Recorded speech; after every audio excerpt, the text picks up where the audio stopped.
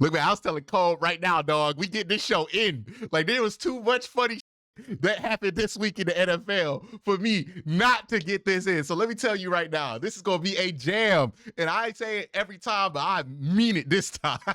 This is going to be a jam-packed QnCOLB episode, dog. We're gonna talk about Clayton Tune getting toe up. We're gonna talk about how your favorite NFL team can avoid being scammed. We also gonna talk about this AFC North being crazy, Josh Dobbs being insane, and the Atlanta Falcons being flat out embarrassing. Also, the NFL could have handled themselves, dog. We told you they wasn't gonna handle themselves, dog. Hey, bro, we was like, please don't do this to this man. Please just let the game happen. And they ain't listen. Nope. I told you. Everybody be like, you need to have people in the room to speak up. Nah, it's always somebody in the room. That person don't get listened to. It's like Leonard from the Boondocks. All right. Shout out to all my Boondock watchers. We also got CJ Stroud. We gonna talk about him because we came back off of CJ after losing to the Panthers, but never mind. My dog did us a solid this week. So gotta go ahead. We go on the flip side, talk about Tampa Bay season being over. Is the zip back with Deshaun Watson? And we're gonna preview this Browns-Ravens game. Jam-packed QnCOLB. Let's get into it.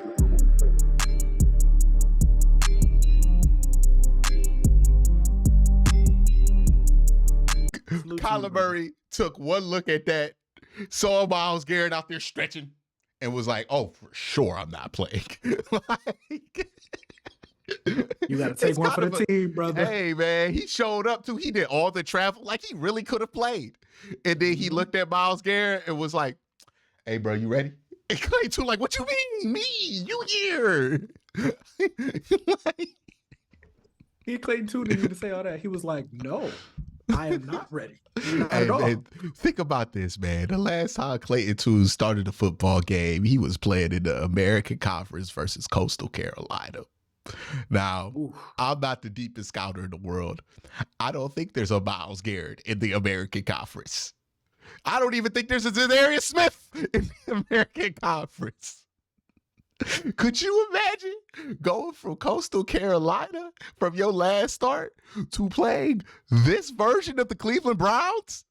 Nah, bro. If I was Clayton, I would have told everybody straight up, I'm like, hey, I'm gonna be real with y'all. This is not gonna go well. Nah, it's not gonna go well.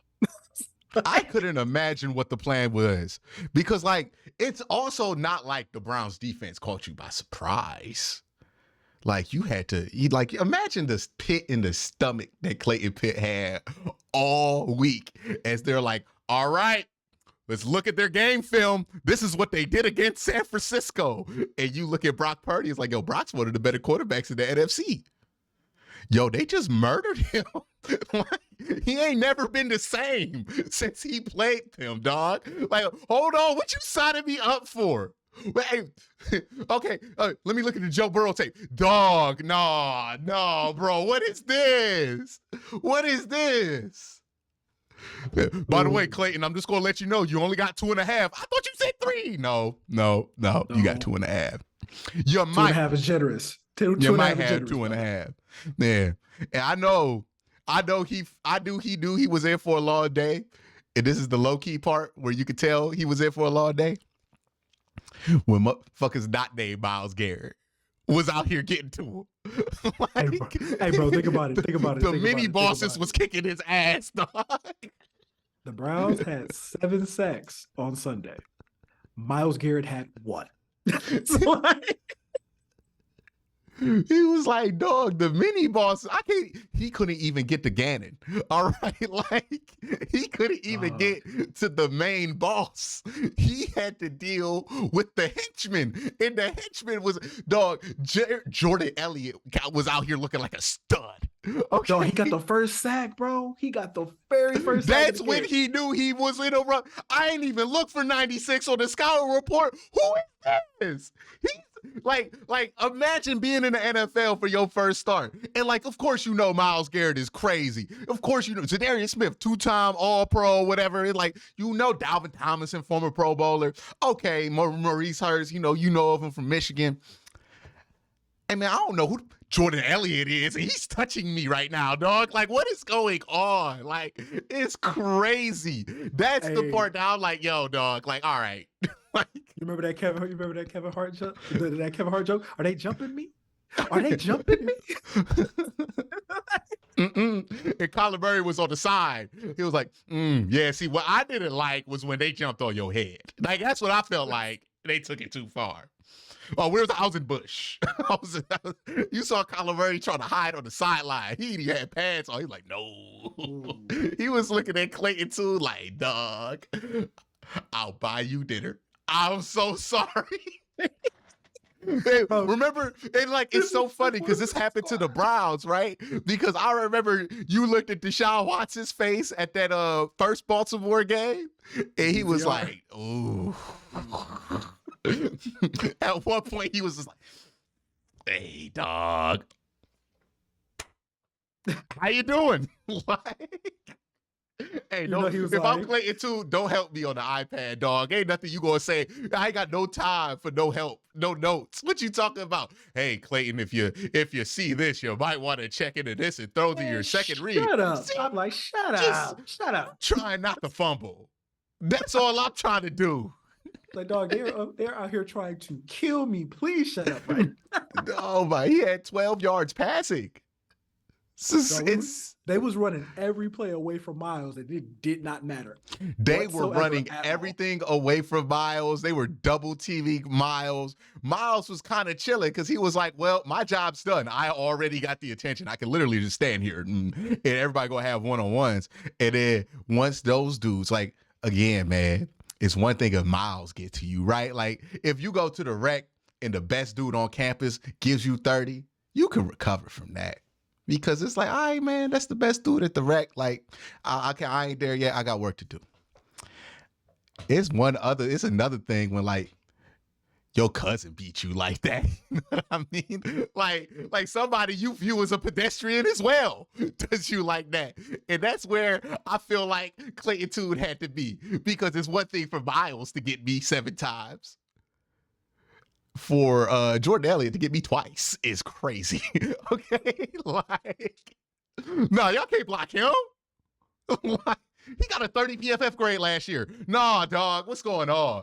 Hey, Kyler Murray is like, I don't know if I want to come back versus Atlanta. But Atlanta is more embarrassing. We'll talk about them later on in this video because shout out to Atlanta. Like, just one of the most embarrassing teams in the NFL. But yeah, man, Clayton Tune, that man got set up to die. Like, I wonder. Hey, you know what the crazy thing is?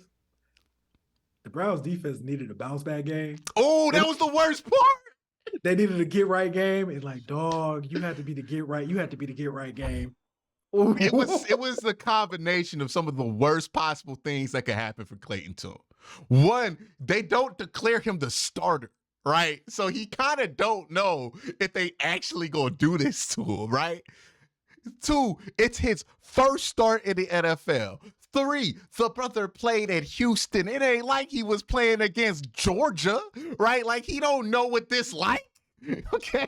He don't know what this like at all. He don't go up against this in practice. Like, this ain't like nothing he see on a scout team. All right. And then on the flip side of it, the Browns, look, I came on here last week talking about this was embarrassing how they folded in that game. And Jim Schwartz came out in the press conference and said the same thing. And Maurice Hurst came out in his press conference like, yeah, man, we was just not ourselves.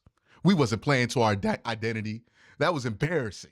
And I'm like, dog, you don't want to be that next team, especially when you could be food. Like, hey, let me tell you something. There is nothing more terrifying than a team that is self-aware and understands when they did not live up to expectations, because you know that next week they about to get on your ass. Yeah, man. Maybe it would have went better if the Browns would have beat the Seahawks, but they didn't win that game, brother. And it was their fault. It was the defense's fault, and the defense had to come out here and make sure that nobody got any questions. All right. Like, Like, you don't want to be the guy that fights Tyson after the first knockout, right? Like, nah, you're getting washed because he got to let him know, I'm not done. Like, every starting defensive lineman for the Cleveland Browns got a sack on Sunday. Yeah, every starting defensive lineman. Like, and every defensive tackle that played. Like, Oof. Okay. Dalvin Tomlinson had 3. Dalvin Tomlinson. And you know what? I saw it coming because Dalvin Tomlinson had a bunch of one-on-ones in Seattle that he did not win. And I know he was furious. So whoever was this next guy was about to get the game of Dalvin ain't done nothing like that since high school. Literally. I don't even think he had 3 sacks all of last year in Minnesota. He had 3 sacks in one game. He had more than whatever the second person to Myles Garrett was last year all season. Like, we got 4 dudes who had that right now. Like, that's how insane that it was. And I just see, look, we don't ask the right questions in these moments because we look for serious questions in very unserious situations. And I know Clayton Tune got to that post-game presser and they're asking him the questions about, well, how did you feel like the speed went?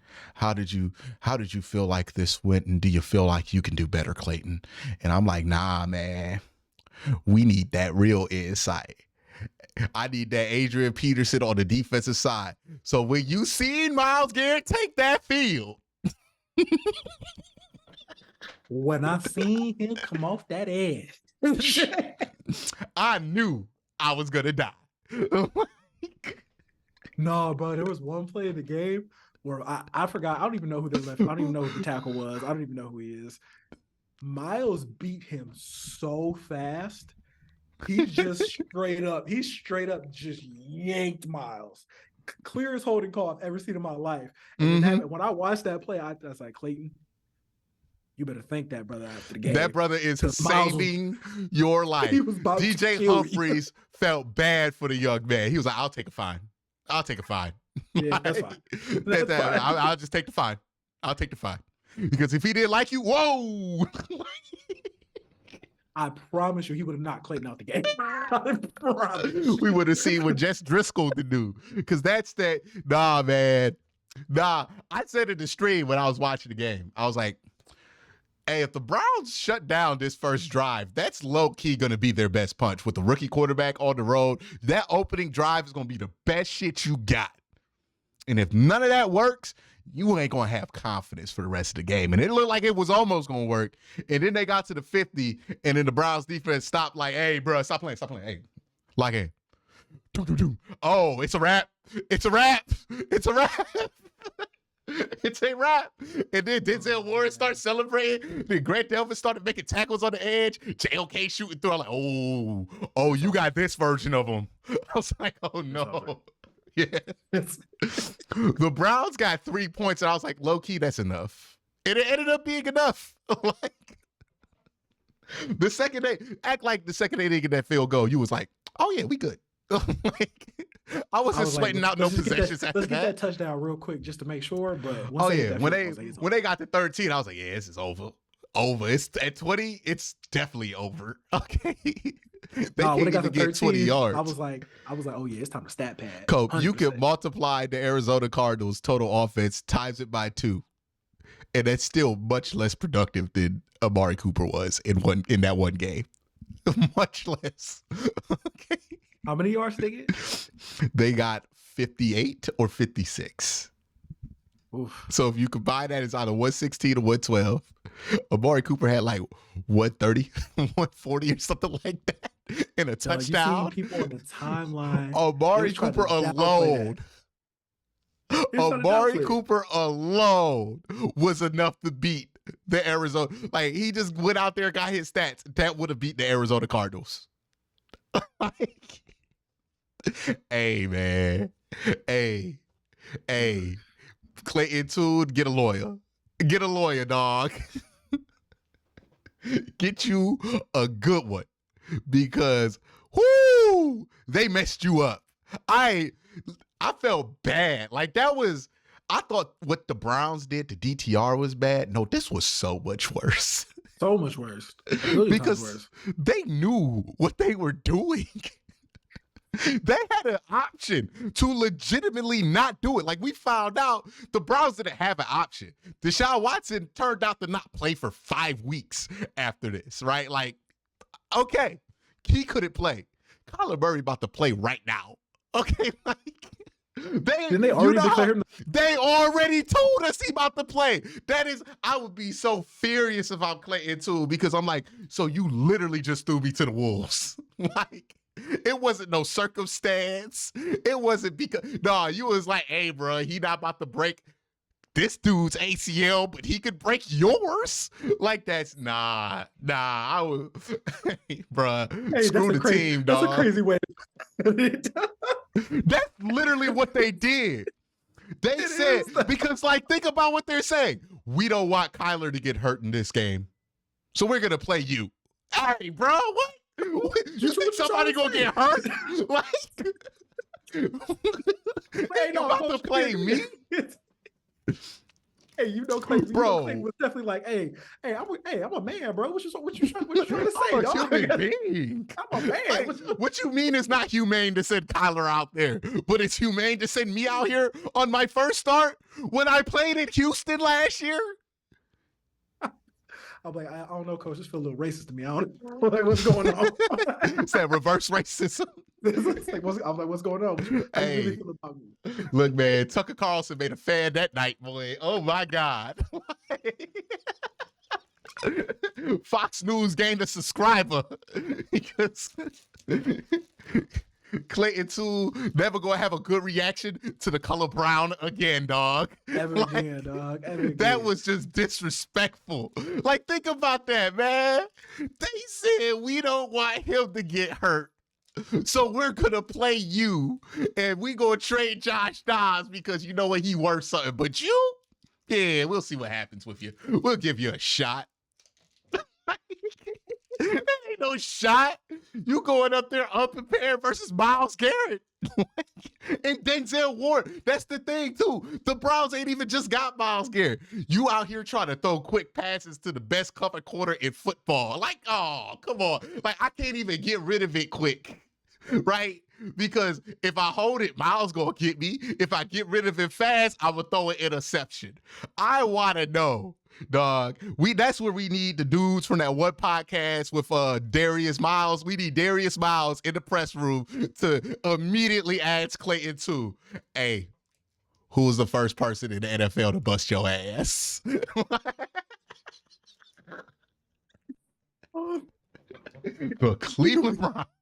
He's like, bro, Myles Garrett. Oh my God. No, you know it's gonna be? It's not even gonna be Myles. Remember, Darius Garland was like, I thought I was about to have a smooth 30 against Alfred Payton. He found out everybody good. Nah, hey, Clayton Tune was like, you know, I knew I couldn't run away from no Myles or Za'Darius. Man, when I got tracked down by Jordan Elliott, I was like, this is a different league. Like, man went from fighting for his life versus the University of Texas San Antonio to playing Myles Garrett. That's gotta be hell. Okay. Like, hey, real quick, we been a little bit, just a tiny bit disrespectful to Jordan Elliott, who has played significantly better this season. Hey, man. Significantly. I'm telling you right now, Clayton Tune did not know who that was that sacked him. I guarantee you he know right now. I bet you he know who he is now. I bet he does now. Like, think about all the dudes you have to be worried about. Like, I don't think Jordan Elliott cuts the list. Like, that's the thing about this Browns defense. You're like, I got to worry about JOK. I got to worry about Grant Delpit. I got to worry about Denzel Ward. I got to worry about Myles Garrett. I got to worry about Martin Everson. I got to worry about Za'Darius Smith. I got to worry about Dalvin Tomlinson. I got to worry about Maurice Hurst. Like, and Shelby Harris. He there too, right? He got a strip sack too. When are you getting to Jordan Elliott? Like, when are you getting to him? And that's the one I know. When Jordan Elliott got him, that's when he realized this ain't nothing like Houston, dog. Like, this ain't nothing like what I thought it was going to be. He said Coastal Carolina might have one good defensive lineman. They got like 6. There might be 5 players like Jordan Elliott in the American. All right, like That, let alone Miles. All right. Like, nah, dog. I want to know, hey, man, when you was looking at that film, tell me, be real. Be real with me, Clayton. When you watch that film, what was you actually thinking? Don't give me I just give myself a chance to be prepared. No. You'll be like, bruh, I watched this man throw Trent Williams. And then I looked over at DJ Humphries and realized he ain't no Trent Williams. Hey, what we about to do? Remember I told you, I'm like, hey, look, I'll tell you the exact point in which Colorado University season was over when it comes to football, was when Elick Michael was out here eating up every quarter, and I was like, all right, we about to put the end to this. Travis Hunter, shut him down. And when you realize your best man's is just another victim, it's a wrap. It's a wrap. He was like, you know what? I still got Marquise Brown, and then Denzel Ward locked him up so badly. And he was like, dog, Marquise just another victim against them. Like, what we gonna do? What we gonna do? Ooh, It's rough. That's rough, man. Hey, shout out to Clayton, dog. You survived. That's all you needed to do. Barely, but hey, look, you made it. Him and DTR go have the best welcome to the NFL stories in like 5 years. Till they get to the point where they get over the trauma of what they had to endure and they can like actually talk about it. I will tune into that podcast because I know they got so crazy. Crazy stories. Like, what do you say to Clayton Tune on the sideline? What do you suggest? What pictures do you show him in that situation? You know what you do? You know what you do on the sideline? Leave that man alone? You look him in the eye and you say, you're trying your best. And I appreciate that. Nah, that's one of them. That's one of them. Hey, that's one of them. The coaches don't even talk to you when you on the sideline because they feel bad about what they did. Everybody know what they did to him, man. You didn't see Kyler Murray now one time over there trying to act like he trying to help him, right? Every time you saw Kyler Murray, he was all the way over there, all the way in the back, standing like this, going like, ooh. Like, that's every time. Yeah, he wasn't trying to go over no iPad. He wasn't trying to help him out. He wasn't patting Buddy on the booty, trying to encourage him. He was all the way back there. And I promise you, all them coaches on the sideline was just like, hey, man, we know what we doing to him. We don't got to talk to him and look him in the eye while we do this because they know they was doing the boy dirty. That's like that. Crazy. That was so dirty how they did him. We can't even look him in the eye. Nah. Because you know what you doing. I ain't never did somebody dirty like that in my life. I can't even look that man in his face. I know what I did. Hey, look, as long as Jonathan Gannon's in the league, Clayton Tune will have a job because he forever owes Clayton Tune for what he put that man. Like, if you ever wonder how Chase Daniel stays in the league for a long time, go back and look at some of the starts that Chase Daniel had under Andy Reid, and I promise you, you'll figure it out. Like, nah, that's how you end up being in the league forever. It's like, you know what, man? You ever need something? Call me. Like, because that was insane. You want to know what else is insane, Cole? What else is insane, my dog? Scams. Scamming is definitely insane. And, you know, it's been going crazy in the NFL the last couple of years. A lot of this check fraud that NFL teams have been dealing with when it comes to hiring some of these head coaches. But, you know, I got to give the NFL its credit. It seems like they're getting real serious about this problem, Cole, because last year we saw the ousting of Cliff Kingsbury. By the way, shout out to the USC Trojans. Yeah, Cliff Kingsbury found somewhere else to do that fraud, dog. What I tell you, ain't nobody a threat to Caleb Williams' draft status like Cliff Kingsbury. All right, everywhere he goes, that quarterback has an underperforming season for whatever reason. Everywhere he goes, Cliff Kingsbury commits fraud. That's why. Okay. Hey, Drake May is smiling because of Cliff Kingsbury. Drake May is very happy. Drake May is sitting here like, I hope they don't realize I lost to Georgia Tech too. They don't watch them games on the ACC network. You know what I mean? But Another all-time scammer, Josh McDaniels. I've been against him my whole career. Been telling y'all he fraud my whole career. I've been putting out the Consumer Reports ever since I walked out here because I've never seen somebody demonstrate to everybody how much of a fraud he is and still maintain a decent reputation. I was like, I don't know what it is. It's a mixture of a bunch of different privileges that creates Josh McDaniels. But my goodness, like, my goodness. My goodness is crazy. Think about his career. Think about his career. He goes to Denver. He's responsible for trading up to pick Tim Tebow. Hold on now. Who you had to trade for like a 7th round pick a year into that. Okay. Don't act like Tim ain't have his run. Don't act like Tim ain't have his run. Josh, the fraud man, knew that run was fraud because even he was like, nah, this fraud. Like, I'm gonna trade him to the Jets. Like, no, I think he got like a 2nd round pick. Look, fraud. He commits so much fraud, dog. I think he got a good pick for Tim Tebow. So he does that. He demonstrates himself to be not only an incompetent head coach while he's in Denver, but also a legitimate asshole. I've never heard somebody who's worked with him and is like, you know what? Y'all got it wrong on Josh. They all be like, yeah, his reputation is what it is, but you know, he might be a great offensive mind. Like, he's kind of known for being a jerk. He goes back to New England, gets repaired, his reputation repaired, and then acts like he's going to take a job for the Colts and then bounces to go back to New England. And people still was like, yeah, let's give him more money. And the Raiders, who, by the way, Cole, if we ever are trying to find somebody to fund this show, we need to find a way to go to Las Vegas and lock ourselves into a room with Mark Davis. Because I'm telling you right now, that man easy to scam. Like, you know what I mean? We gonna walk in there with NFTs and shares of our podcast and walk out with like $4 million each. All right? That man is easy to scam.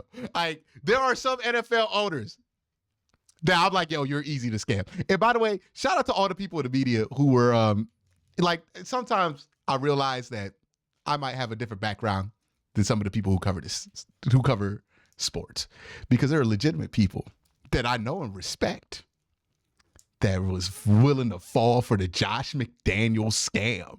And I'm like, see, ain't no way a brother falling for that, dog. Like, ain't no way. We never falling for that scam, right? We fall for the Hugh Jackson scam, right? Like, oh, well, he went to the HBCU and he coming back. He just trying to help us all out. We fall for that one. We always want to help a brother out. You know what I mean? We susceptible. I ain't gonna lie, bro. We fell for the Joe Wood scam too. Mm-hmm. Yeah, look, we was giving that man years. Hey, shout out to Kevin Stefanski. He was falling for the same reasons. Like, he was like, you guys just don't cover him right. We'll talk about Cam. We'll talk about Cam being an ally another time. Hey man, Cam's solid. Like, that's a good dude. Look, I don't care what comes out, no emails, dog. He kept Joe Woods on the team for 4 years. Hey, that brother's an ally. Hey, let me tell you something. The Browns have had an all-black quarterback rule for 2 seasons. Yeah, Hey, dog, he stood by P.J. Walker, and he was only willing to come on P.J. Walker for Josh Dobbs and Jacoby Brissett. Like, hey, Cam got nothing to explain to me. All right? We good. We are good. We straight, good, Cam. Son. We straight. I don't worry about you with that. Cam ain't got nothing to explain to me. But Cliff Kingsbury could tell that was fraud, man. That was fraud. I could tell by the people who were excited about it that it was fraud. Okay? Josh McDaniels, fraud. I'm like, that's a Nepo baby. I know one when I see one. That is a man that's lived off nepotism. All right? Ain't had to grind a day in his life. Nah, I miss me with this Josh McDaniels stuff out here. I'm good. Also, the other scam we gonna fall for. Hey, look, bruh, I'm telling you right now, Dion not gonna save your NFL team. Don't do it. Okay. Hey, if he talking about an NFL player, like he talking about these college players, you don't need to hire Dion. All right. I'm telling you right now. You don't have to do it, NFL owners. Do not.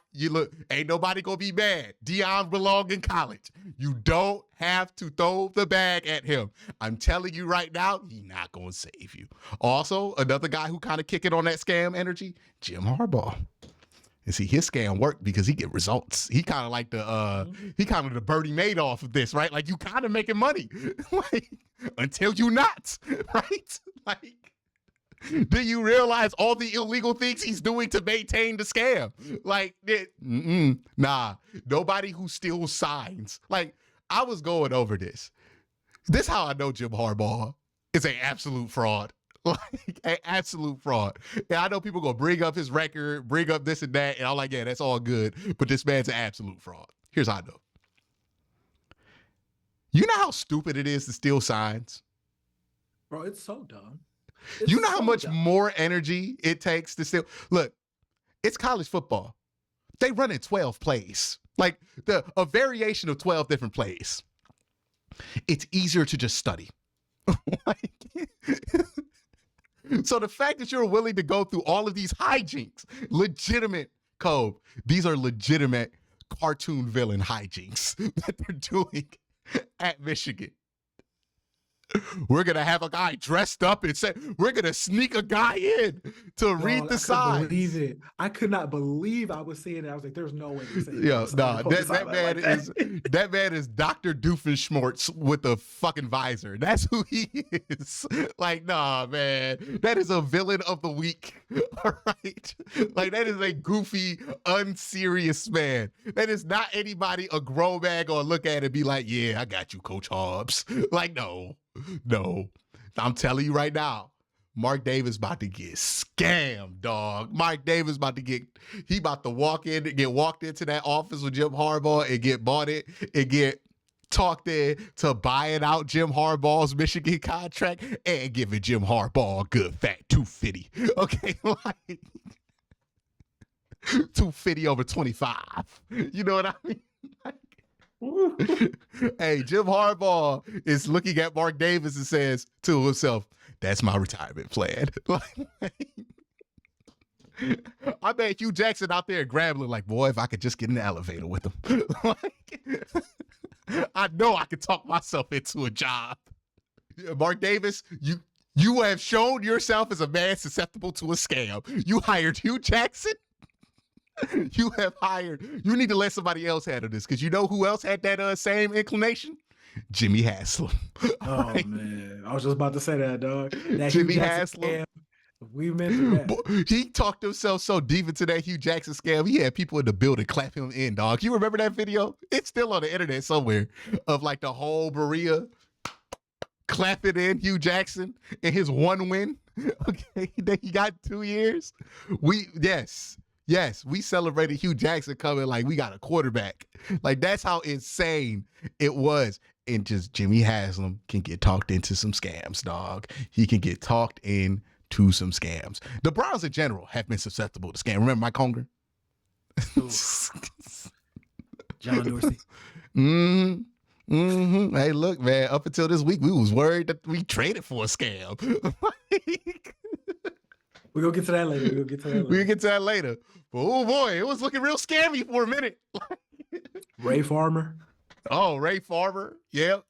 Look, man. Big scammer. Scammer. Yes. We was getting dudes foisted on us, dog. Like, oh, Mike Lombardi. Like, remember that one? That was his first hire. That's why I knew we was cooked, dog. He ain't got no hustle in him, dog. He's so easy to scam. You know how he got off his FBI charges? He was able to prove that he was such an incompetent owner that he had no idea that these scams was going on in his business. that easy to scam. He that easy to scam, dog. I'm telling you, just because these people got money don't mean that they scam proof. And for NFL teams, if you want to avoid a scam, if the resume sounds too cool, it's a scam. If that man got to do everything to make you not look at the record, it's a scam. If you walk away and your beat reporters are talking about his swagger, okay, his confidence. When they start talking about intangibles, it's all there's bad. just something about him. If you ever start to hear Baker Mayfield intangibles, scam. Terrible. Hey, bad look, spot. Look, that's one thing. Look, there's always a bigger fish out there. And as much as Hugh Jackson is a scammer, Baker Mayfield scammed him harder, dog. You ever hear of stories about that pro day? He knew Hugh was an easy. He knew he was like, oh yeah, he a mark, dog. Hey, bro, hey. When I come in here, I'm gonna go wee, and y'all gonna do like TT, and then like he gonna think we like in control. Like we gonna do that though. We gonna do that. He's like, all right, he does it, and then Hugh Jackson's like, yeah. When I saw him do that, I knew he had to be the number 1 overall pick. Like, nah, you just easy to scam, dog. Hey, color commentators on an NFL broadcast, easy to scam. Y'all hear him talk about how Joe Burrow go to bed at 7 a.m, 7 at night. Why do you believe that? Why did you believe that? Are you stupid? Are you dumb? 7. That's a lie. That's a bold-faced lie. He go to bed at 7. These NFL players these announcers just be believing anything, man. You know, you can just say, I abstain from any kind of pleasure, you know, during the season, and I don't even eat Oreos for a whole year when I'm about to play in the NFL. Aikman go on the broadcast and be like, he hasn't eaten an Oreo in 4 years. Like, what? I thought it was crazy. I thought he was crazy, but I was like, wow, not eating Oreos for 4 years? But this like so easy to fool, dog. They are such marks, dog. Every single one of them. They just be believing anything. I know Joe Burrow was giggling when he said that, like, yeah, you know, I go to bed at 8. I've seen that man at the club during the season, Cole. Like, he don't go to bed at 8. What are you talking about? They was out here covering his paper cut like it was an ACL tear. I'm like, boy, they will just lie on TV for you if they like you. And when I tell you, hey, Deshaun Watson came back, and I ain't never seen so much all 22 in a broadcast. What do I tell y'all? Look, when Joe Burrow plays, did you ever see the all 22? Nah, dog. We was getting full film breakdowns yesterday. I was like, come on, bro. I'm trying to watch the game.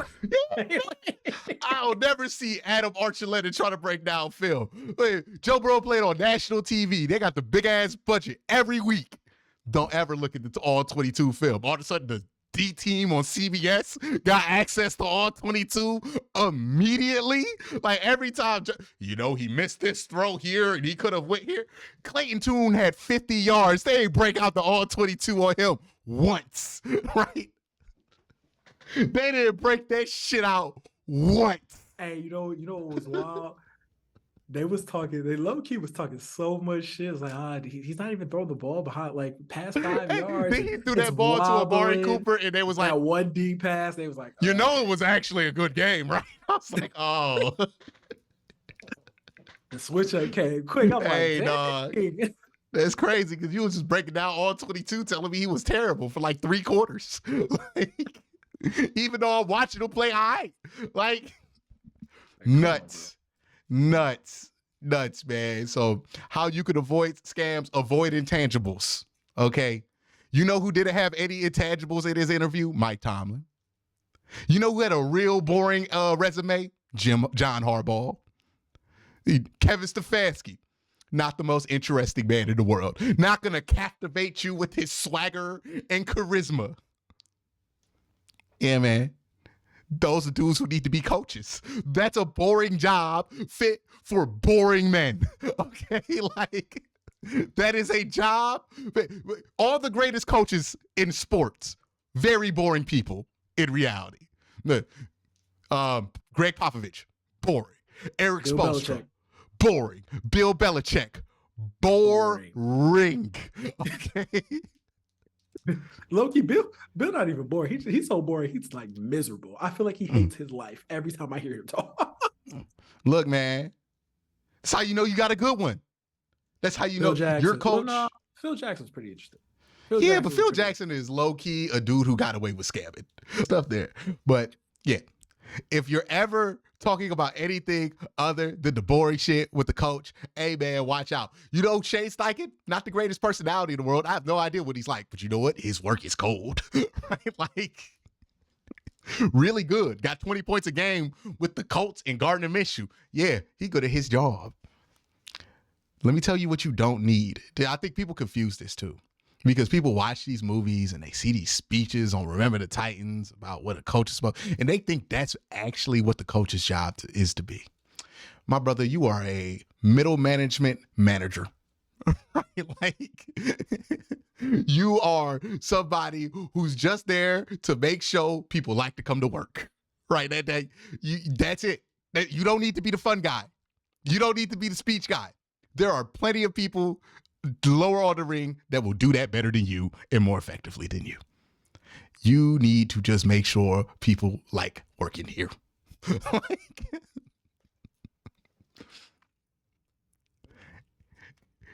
And nobody who think the show is about them is going to be good at that job. Can we talk about the AFC North? Oh, bro, I'm ready to talk about this. I'm ready to talk about it. It's rough, man. This division is hell. This division is hell. I want to get traded to the NFC. We'd be like the 2 seed in the NFC or some shit. Like it. The Browns are 5-3. The Steelers are 5-3. The Bengals are 5-3. And you can make the argument that we're all tied for last place.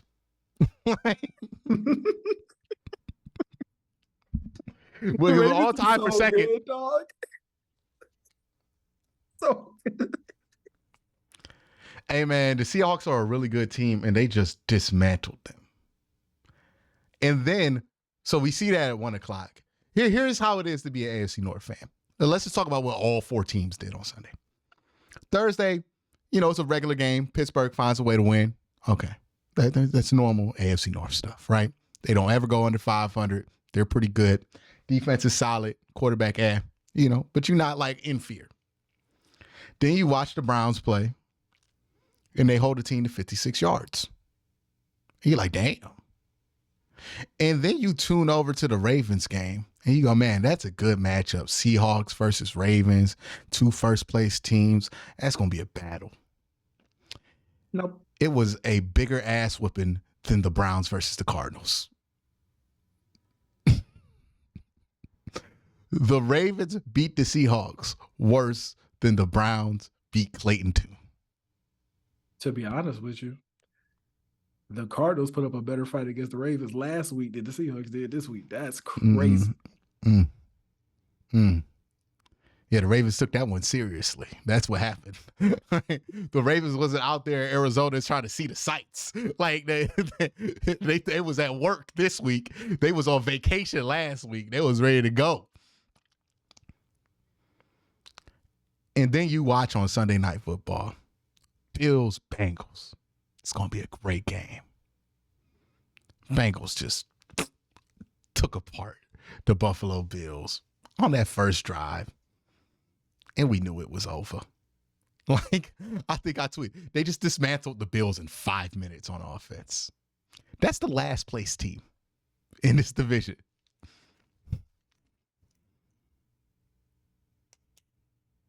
Hey, man, this is hell, okay? Ain't no easy. Like, every division got at least 2 easy dubs, or you're the easy dub, right? Every division has that. No, this stupid division ain't got no easy dubs. It's got a bunch of games you gonna play and probably lose somebody to injury because these are just way harder games than you have any reason to play in the regular season. And you gotta play them twice.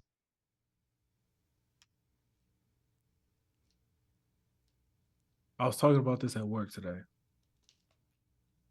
We were just going over different things in sports, probably want to talk about, write about, all that good stuff. In the Super Bowl era, There has never, in no time in the Super Bowl era, in the history of the NFL, have all 4 teams in a division made the postseason.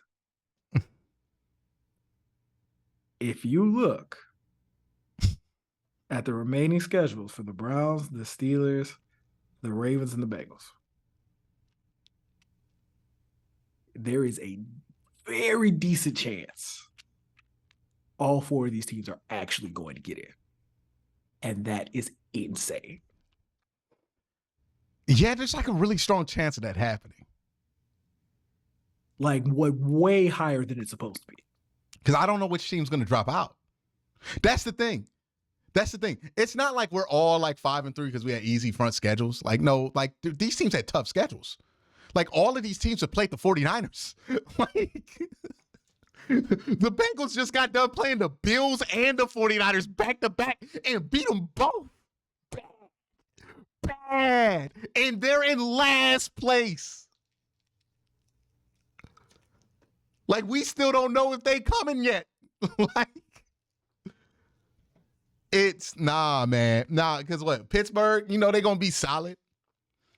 Cleveland defense too good. If Deshaun, like, it just is decent, that's going to be a good team. Hell, even if Deshaun ain't decent, they won, like, a bunch of games with P.J. Walker.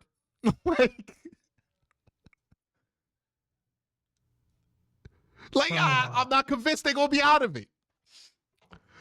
Baltimore looks like hell right now. Like, Baltimore's bad, if not bad in a bad way, but Baltimore is scary as hell when this whole division 5-3 ain't afraid of nobody because we talk about how different the North is, and then we go, no, I do fear that. It's the picture of Lamar Jackson, right? Like, it's different, right? There is no locker room material when you play Lamar Jackson ever, right? Like, I don't care what people outside think. People in that locker room are like, y'all shut up about Lamar. Don't say nothing. Okay? Y'all shut up. Don't need him to have a reason to want to beat us now. Like, nah, that's different. That's different over there.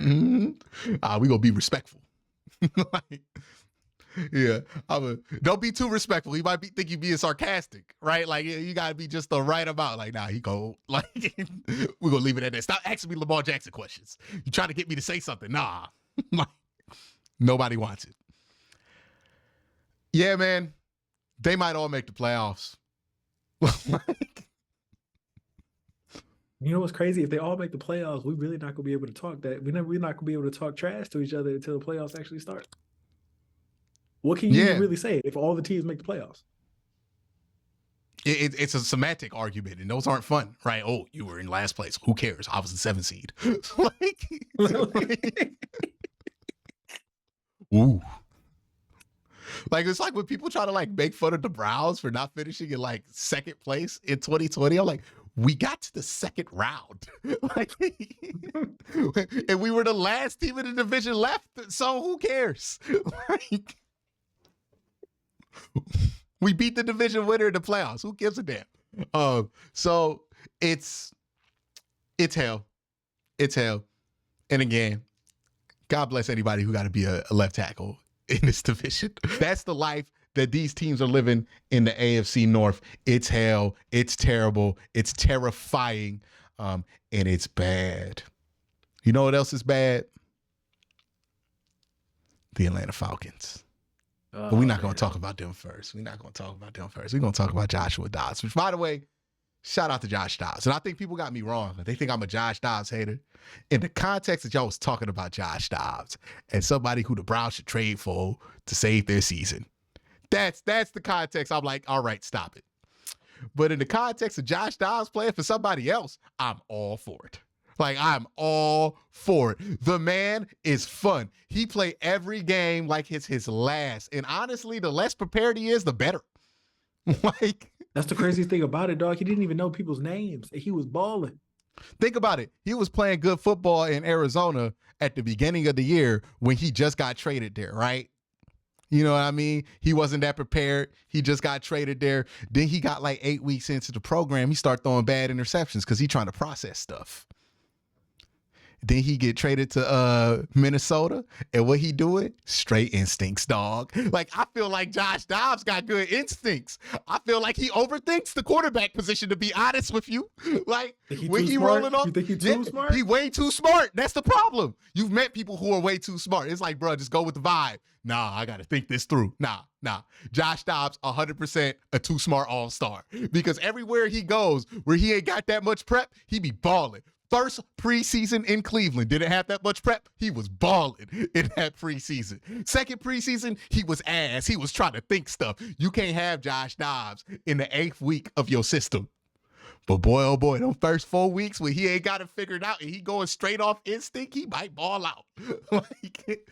Because his instincts are better than what he be thinking about when he be playing these games. Like, straight up, that's where you see better Josh Dobbs. I hear what you're saying. I don't disagree. And to be clear, Josh played really, like, it's really a spectacular game, given all the circumstances to him even like having to actually go out there and play and actually being able to play well. He didn't even practice. He didn't even practice. And I was a little rough. Not necessarily on him, but on the Browns fans who kept pining and clamoring for him throughout the week. I was like, come on, bro. Like, it's bro, Josh Dobbs. I am so happy the Browns won in the fashion that they did. Because if they did not, oh boy, Baker Mayfield and Josh Dobbs both looking good. Oh, it all would have been unsufferable. Like, thank God he hit that deep ball to Amari Cooper. I was already bracing myself to hear about it. I'm like, come on, bro. Like, come on. Dog. And then he threw that deep nine, and you like, all right, we good, bro. We good. All right, we straight. Nah, we straight. Yeah, that's it. But yeah, man. So one, I want to say I am happy for Josh Dobbs. Shout out to Josh Dobbs, a dude who's been sticking around. He was a practice squad inactive player for most of his career. But hey, man, there's something about them instincts that he just don't be letting take over when he be there for too long. And I feel like he needs to learn from this situation. So does Baker Mayfield. Because remember when Baker had that great game when he signed to the Rams like 2 days before the game started on Thursday Night Football? He should have learned. Maybe I don't have the asses in here. Hey, I'm better when I'm just trying to do stuff. Like, right? Every time he tried to master an offense, that's when you got in trouble with Baker Mayfield, right? 2018, he tries to master Freddie Kitchens' offense. 2019 is a fucking disaster. 2020, he's just trying to get on base with Kevin's offense. Then he tries to master it in 2021. It's a bigger disaster. Maybe he just don't need to be out here trying to master nothing, right? Like, maybe he just needs to be out here learning new off. Some dudes are better when they don't stay on the team long term. And shout out to him and Josh Dobbs, because I think they are 1 year quarterback all-stars. You know what I mean? Like, Ryan Fitzpatrick and Josh Johnson are getting up there in age. I think they're both retired at this point. Hey, the new blood is in. It's Baker Mayfield and Josh Dobbs. Hey, shout out. Hey, Josh Dobbs, by the way, brother, you gonna be paid for the rest of your life. Like, him doing that he will be on our television screens whenever there's an injury at quarterback for the next 10 years. He gonna be the new Josh Johnson. Shout out to Josh Dobbs. Somebody might even mess around and give him a starting job. Hey, you know how I know he was balling?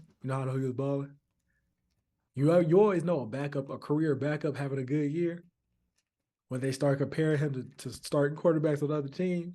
Because I definitely saw a Josh Dobbs, Kenny Pickett comparison on the timeline. I was like, that's nasty. I was like, woo. That's nasty.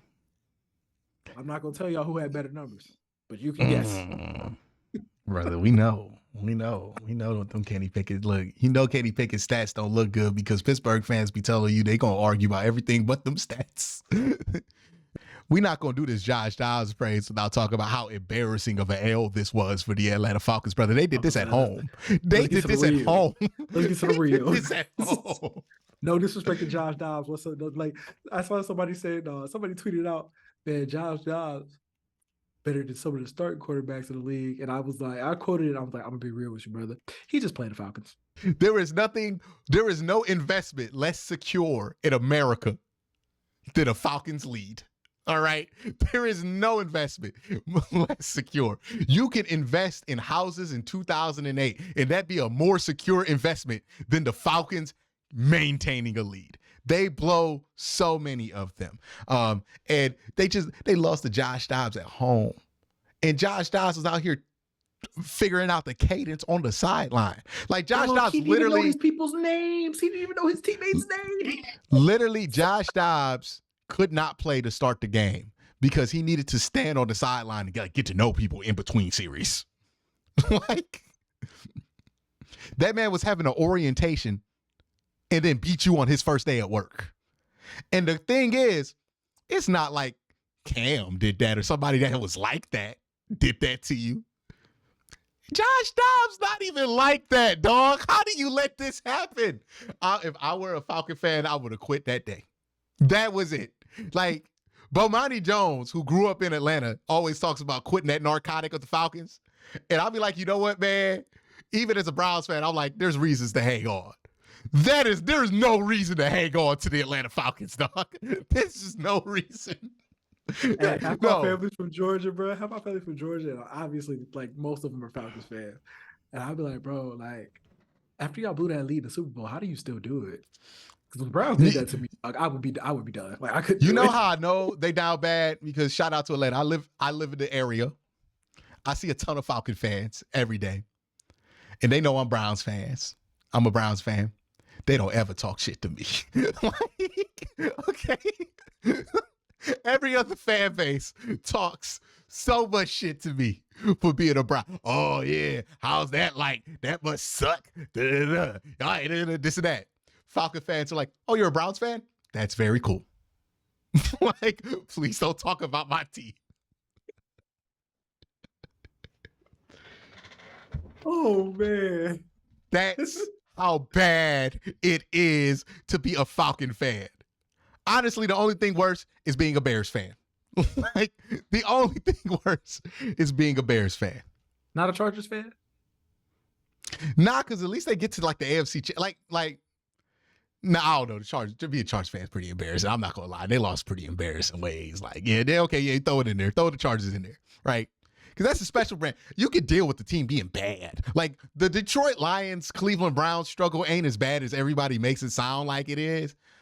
Because, like, after a while, you just go like, yeah, they probably just suck. You know, wait this out till they decent. But when they decent, they not embarrassing. Imagine being decent and embarrassing. That's the Chargers.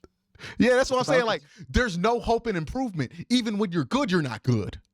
Like, that's the thing. When the Browns are good, they're good. They're not embarrassing when they're good. These teams are embarrassing, and they be good sometimes. The Falcons were in first place, and they lost to Josh Dobbs with 2 minutes of prep. Never met. That's the thing I'm talking about. It's one thing to suck because you suck, right? That's one thing. You can live with that grind. It's another thing when your quarterback win the MVP and you can't win a Super Bowl that you was up 27 on. Like, nah, dog, that's impossible to deal with. Because how are you ever supposed to ever feel secure again? Like, you blow a 28-3 lead in the Super Bowl, you will never feel secure about any lead that football team ever has in your life. You will never feel good about it. Ever. That's a wrap on it. You will never, ever root the same again. You blow a 28-3 lead in the Super Bowl. No matter how much you try to avoid it, you are always going to feel like in the back of your mind, we could lose this one. When the Browns finally show us they good, like if the Deshaun come out here and play 2 more good games against division opponents, oh yeah, we got all that loser shit out. Like, okay, cool. We good now. F that. We beating everybody. We going undefeated. Crazy Browns confidence is going to show up in these streets, right? Talk about Super Bowls, parades, all of that. Falcon fans don't do that. That's not what they do. They win 3 straight. Worried they going to lose 3 straight. Like, they ain't got it no more, dog. They're done. They're done. It's a wrap. It's a wrap. It's a wrap. They will never feel good about being good. And the same thing can be said about the Chargers. They've been good so damn long and ain't been serious. You know how long and how much Joe Burrow had to do in 2 years for us to take the Bengals serious? Like, that is the most. Look, that's why I think Joe Burrow's already a Hall of Famer. It has only been like 3 years, and we already take the Bengals dead serious. Like, do you not realize how unserious they were for the last decade when it comes to in the playoffs? Like, all the Kirk Cousins jokes we make, those were prototyped on Andy Dalton. Man, Andy Dalton. The original Kirk Cousins. Throwback. Yeah. The original Kirk Cousins. Okay. If you could just be Andy Dalton. Like, he was the original Kirk Cousins. Can't win in the prime time. Can't win in the playoffs. He was Kirk Cousins beta. Okay, like. Hey, calling anybody a beta is crazy. No, like the beta version of him. Like, yeah. I know, I understand what you're saying, man. Any circumstance, like a video game. Still wild. He was it. He was that. That's what he was. Tell me he wasn't. Like, if you get the $100 version of Kirk Cousins, you get access to Andy Dalton 7 days before release. Like, that's nuts. That's Andy Dalton was a pre-order add-on. He was a pre-order bonus. Play the original. Like, you know how you get like the new Doom, and you can get Doom 64 if you pre-order right now? Yeah, that's Andy Dalton. Andy Dalton's Doom 64. Like, oh, Lord. Oh, what? God. That's Andy Dalton, man. Look, I think NFL fans have it confused. Everybody says, I just want to win. No, you just don't want to be embarrassing, right? There are many ways look, you know why Steelers fans feel so good all the time? Because you know what? Say what you want about them. They ain't embarrassing. Even when they bad, they not embarrassing. When's the last time the Steelers done embarrassed themselves? What? Juju Smith-Schuster doing TikToks? That 11-win season? That season, Steelers fans still don't talk about to this day, even though they won a division. It's the last time they won a division. You know why? It was an embarrassing, dog. Juju got clapped by the winless Cincinnati Bengals that year, and then they got smacked by the Cleveland Browns. They don't ever talk about 2020. The pandemic never happened to Pittsburgh Steelers fans. I'm telling you, embarrassment is much worse than losing. Like, it is much worse. Hey, I understand why they don't talk about that season. Remember that picture of Big Ben crying on the bench? Mm-hmm. The boy had to play an extra year because of that embarrassment. He's like, I can't let my legacy end on this. I know. He meant that because, hey, he beat the Browns 2 times that year. Cried after both victories. Like, not just cried, tears of joy. He was like, God, thank you, hallelujah. Like, he was crying. Had the hands up in the air. Both games. Both games. Ooh, I'm telling you right there, dog. Embarrassment can suck more than losing. Like, anytime somebody tries to throw a win-loss record and you're like, hey, at least I'm not you. Your team loses a lot. Yeah, but your team's embarrassing. Like, I'd rather be a loser than an embarrassment. Like, hey, life didn't go my way. Life goes your way and you fumble. That's the thing about being an embarrassment. You get the breaks to be as successful as everybody else that you've ever seen be successful in life. You just are the guy who fumbles the opportunity. Like, you could be Jeff Bezos, but you know what? You thought books was lame, so you invested in lollipops or something stupid like that. Like, that is what it's like like an embarrassing team. Of rough. We talked about on this show. We'll hit on it real quick, man. Yeah, we're going to make this quick because I want to talk about it too long.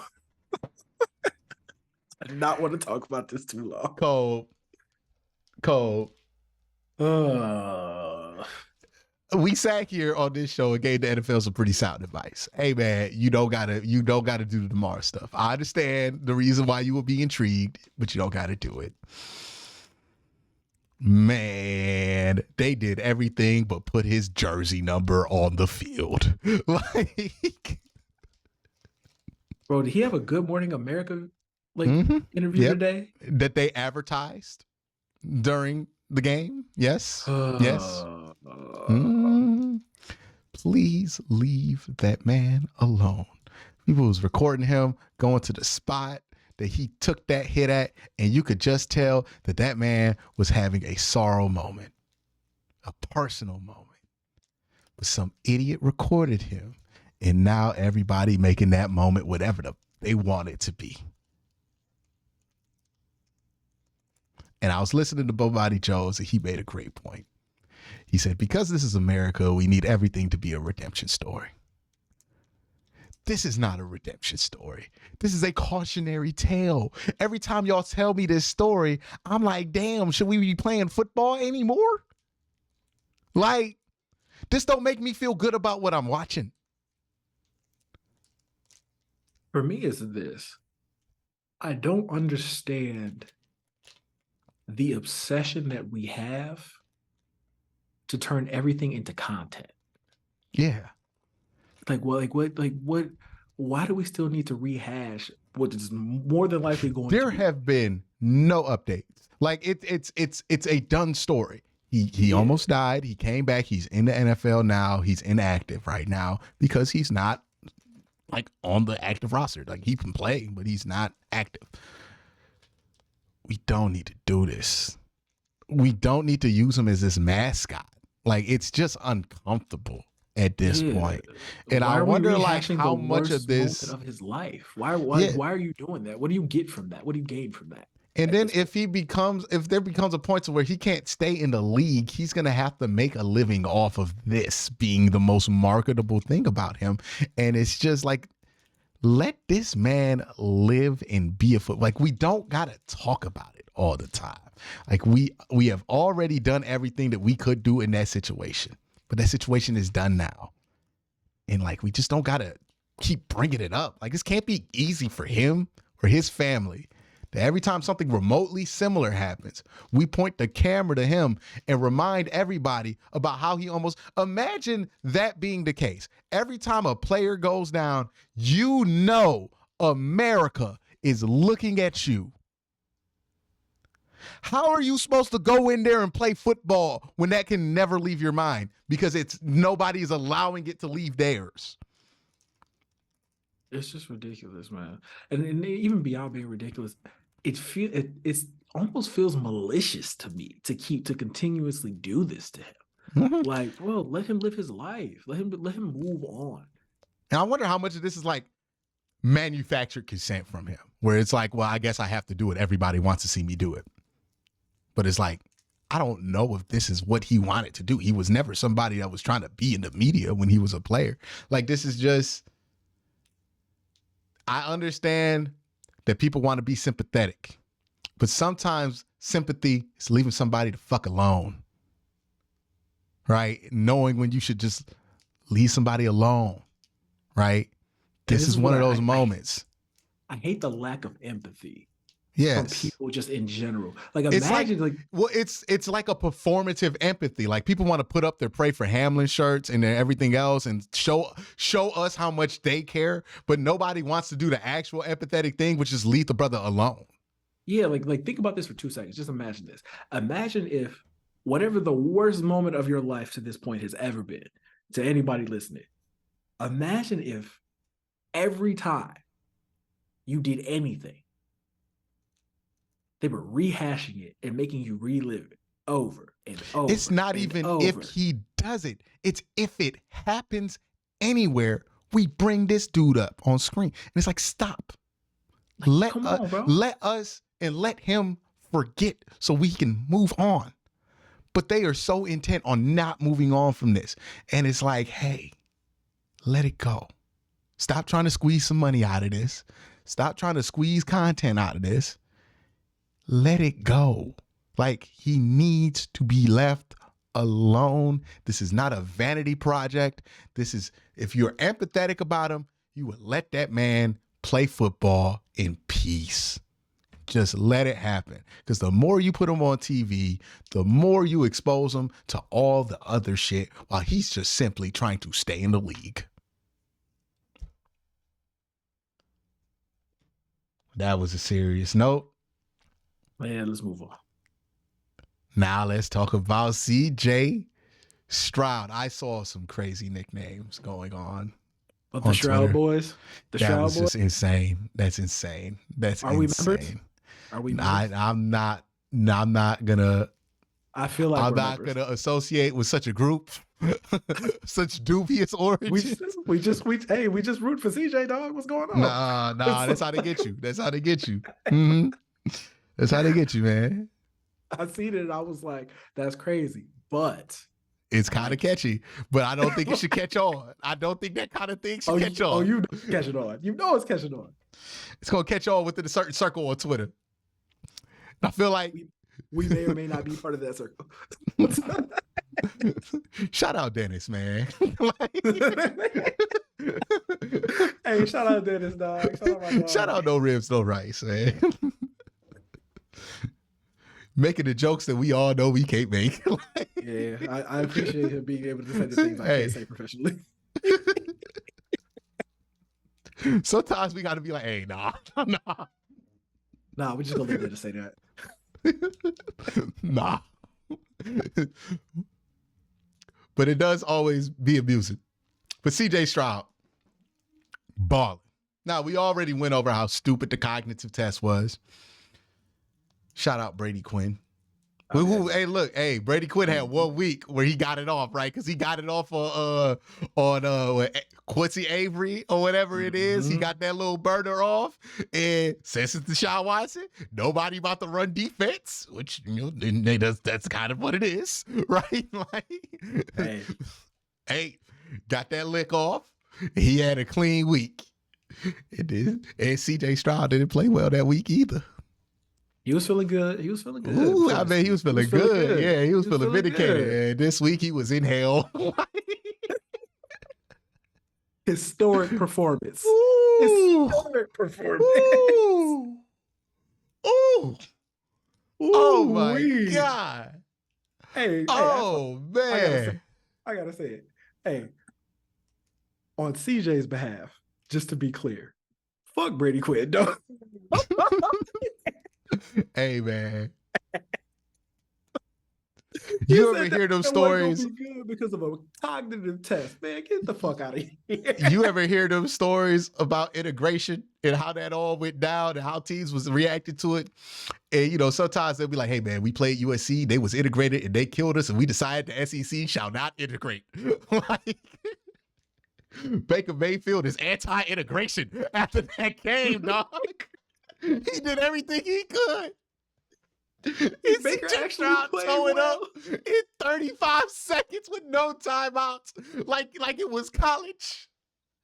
Hey, I was like, damn, bro, I feel bad for you. I ain't gonna lie. I definitely didn't feel bad. But I felt bad because I'm like, dog, did you see? I know you was ready.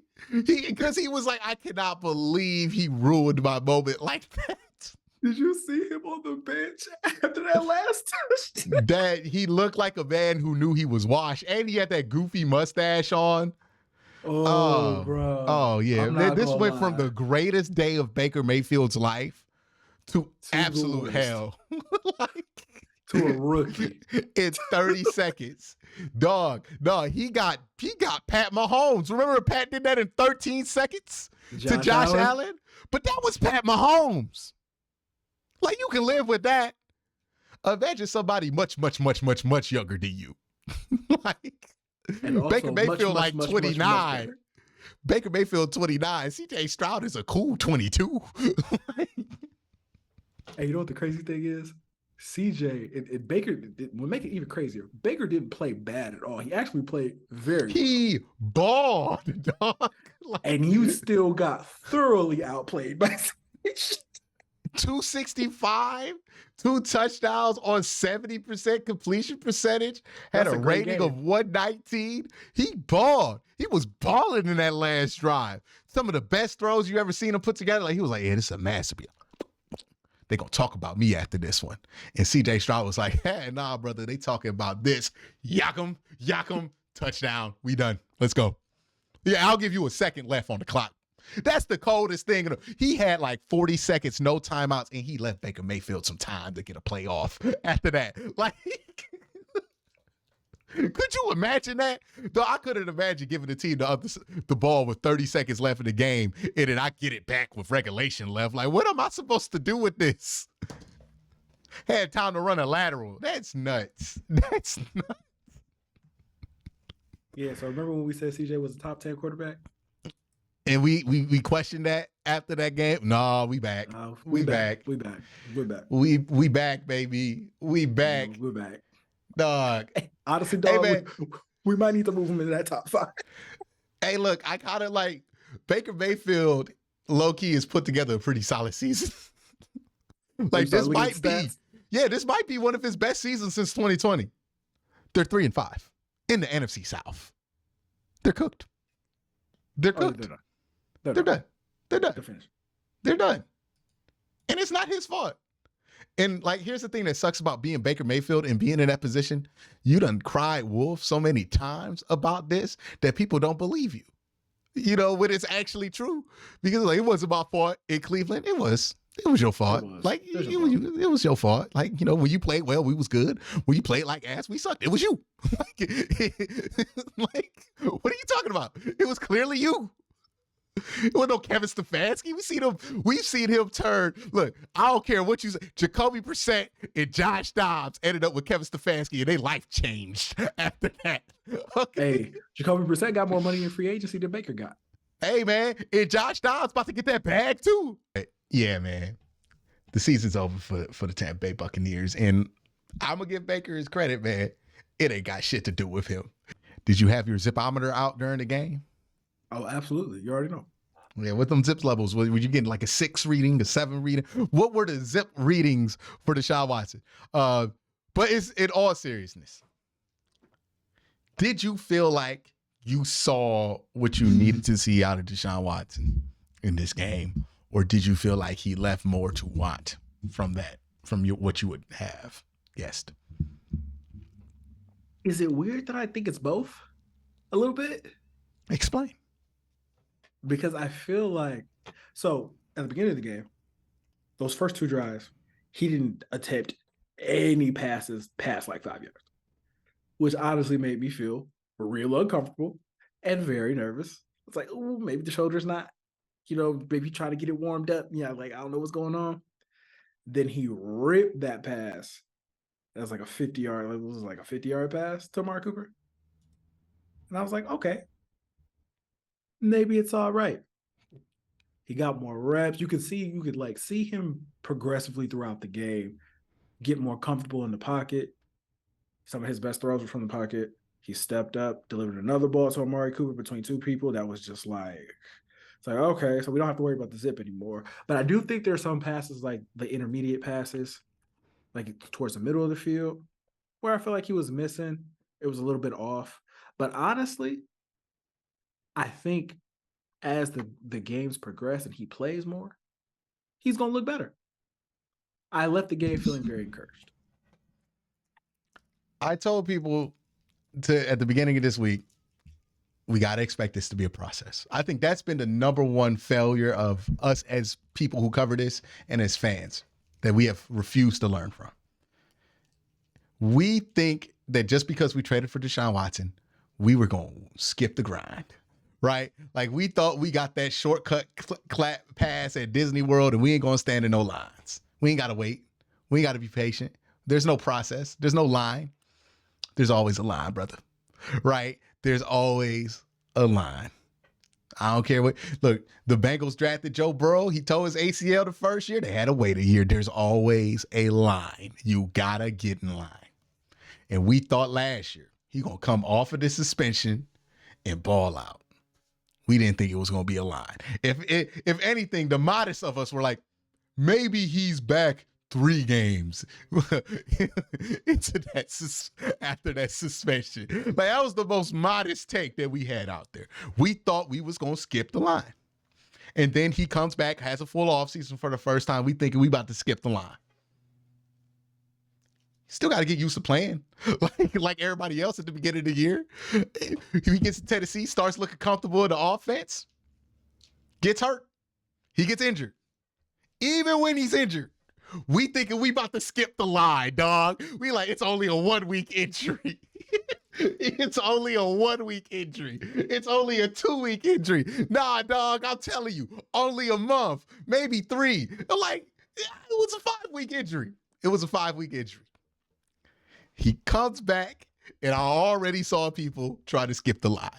Those first 2 drives to me were them learning from their mistake. He came out against Indianapolis, and he threw 2 deep passes in a row and immediately messed up his shoulder.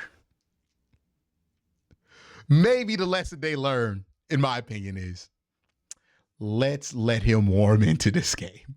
We are playing the Arizona fucking Cardinals. Like, we don't need to score early. We go dink and dunk this thing for 2 drives, see how he's doing, make sure everything's straight, and then we gonna start letting shit rip. All right? But let's just make him get some completions first. I thought that's what the first 2 drives were about, was just get something short. Just get used to throwing the football. Just get used to being out there. Get used to being in the pocket. Get used to throwing in a football game. Once you do that, we'll open it up. And as the game got further along, they opened it up. They even drew some stuff up. And they were like, all right, where we need to be. We had to see him take a couple hits. I know people were furious that he took a hit. He's going to take a hit. He's going to get touched. Like, this is the NFL that we're talking about. Somebody's going to hit him. Can the injury withstand a hit? Got back up. As long as he practices tomorrow, we're straight. Right? Like, okay. It's got to get through this. I thought that this was going to look a lot worse than what it was, to be honest with you. He looked a lot cleaner to me in this game than I anticipated. I don't have great expectations for him in Baltimore.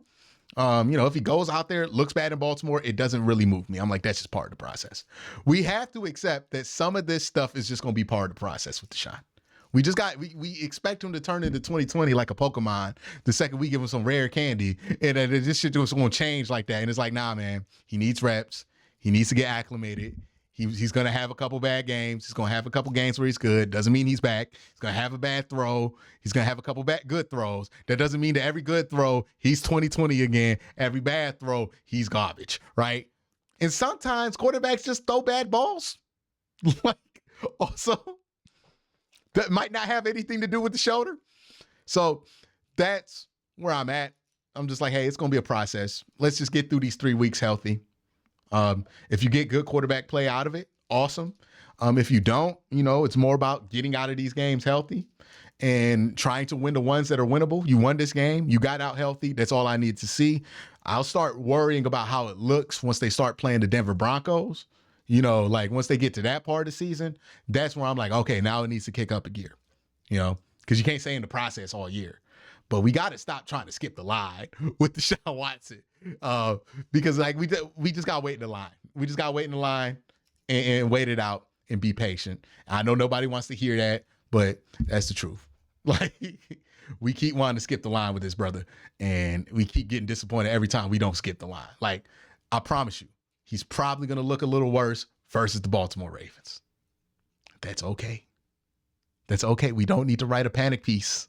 We don't need to write a think piece if he looks bad against the Baltimore Ravens, or if he just doesn't look as good versus the Baltimore Ravens. We gonna be all right. Like, just gotta get through these 3 weeks healthy, and then we can start building on top of that. But that's where I'm at. I have stopped trying to think that this is gonna be a shortcut. You can never escape the grind. And I think that's the lesson Browns fans are learning in real time. We tried to escape the grind. The grind is inescapable, especially in Cleveland. Ain't no skipping the grind. Okay. Ain't no skipping it. We got to come to work. We got to wait in line. That's just what it is. I don't disagree, man. We'll see. I mean, you know how people are going to react if they lose to the Ravens. About to be WrestleMania. Like, all right, man, let's preview this Browns-Ravens game. We just talked about how good this Browns defense is. Low-key, right behind them, the Baltimore Ravens have been just as good in every advanced statistic that the Browns are in. The Browns are holding teams to 234 yards a game. The Ravens are at 264. The next best team is at 298.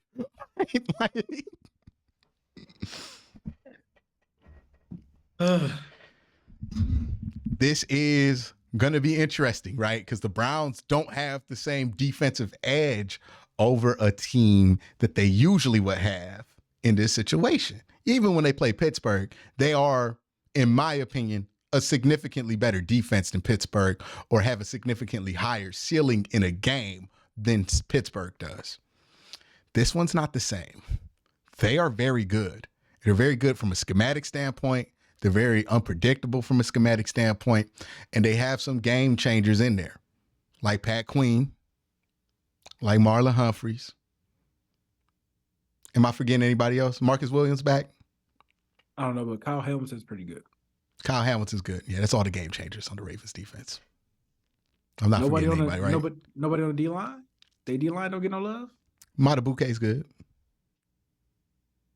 But we got everybody. They have a pass rusher. What's his name? I'm not talking about Clowney. Ajabo? No. Or Dafe Owe? He's cool.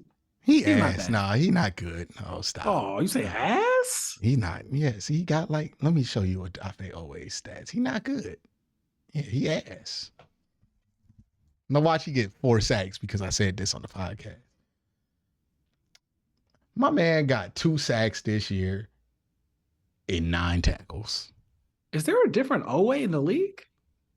No, that's him. He had a decent year like 1 year in the NFL, but he's been pretty pedestrian since.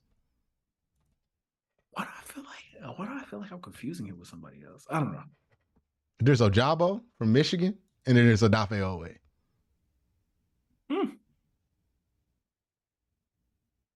He got 21 pressures, so that's good for Dafe, but he don't get them into sacks. He's just a worse version of Jadeveon Clowney. Give it a buck. I don't think he's good. I didn't think he was good coming out of Penn State. I mean, Maybe I guess you could say too highly of the Ravens. Maybe that's I guess you could say Roquan Smith is an impact player. He definitely. Oh, never mind. I know how you feel about that. Never mind. We do. Not even gonna start that with you. Not even gonna start that. Because we do not agree. We do not agree on this. You know, I could be crazy disingenuous. I'm like, you know who has a higher PFF grade than him? Geno Stone. You think Geno Stone is the Not even go. It's by 0.6 of a point. No, Roquan's really good. He's a really good player. I think people get me wrong.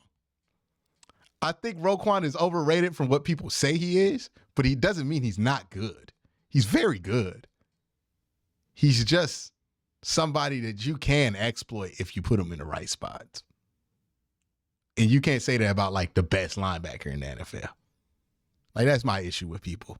They're putting him up there in that like 2 or 3 conversation. I'm like, nah, he not 2 or 3. He like a solid 6 or 5, like, you know, but he not 2 or 3. But he's very good.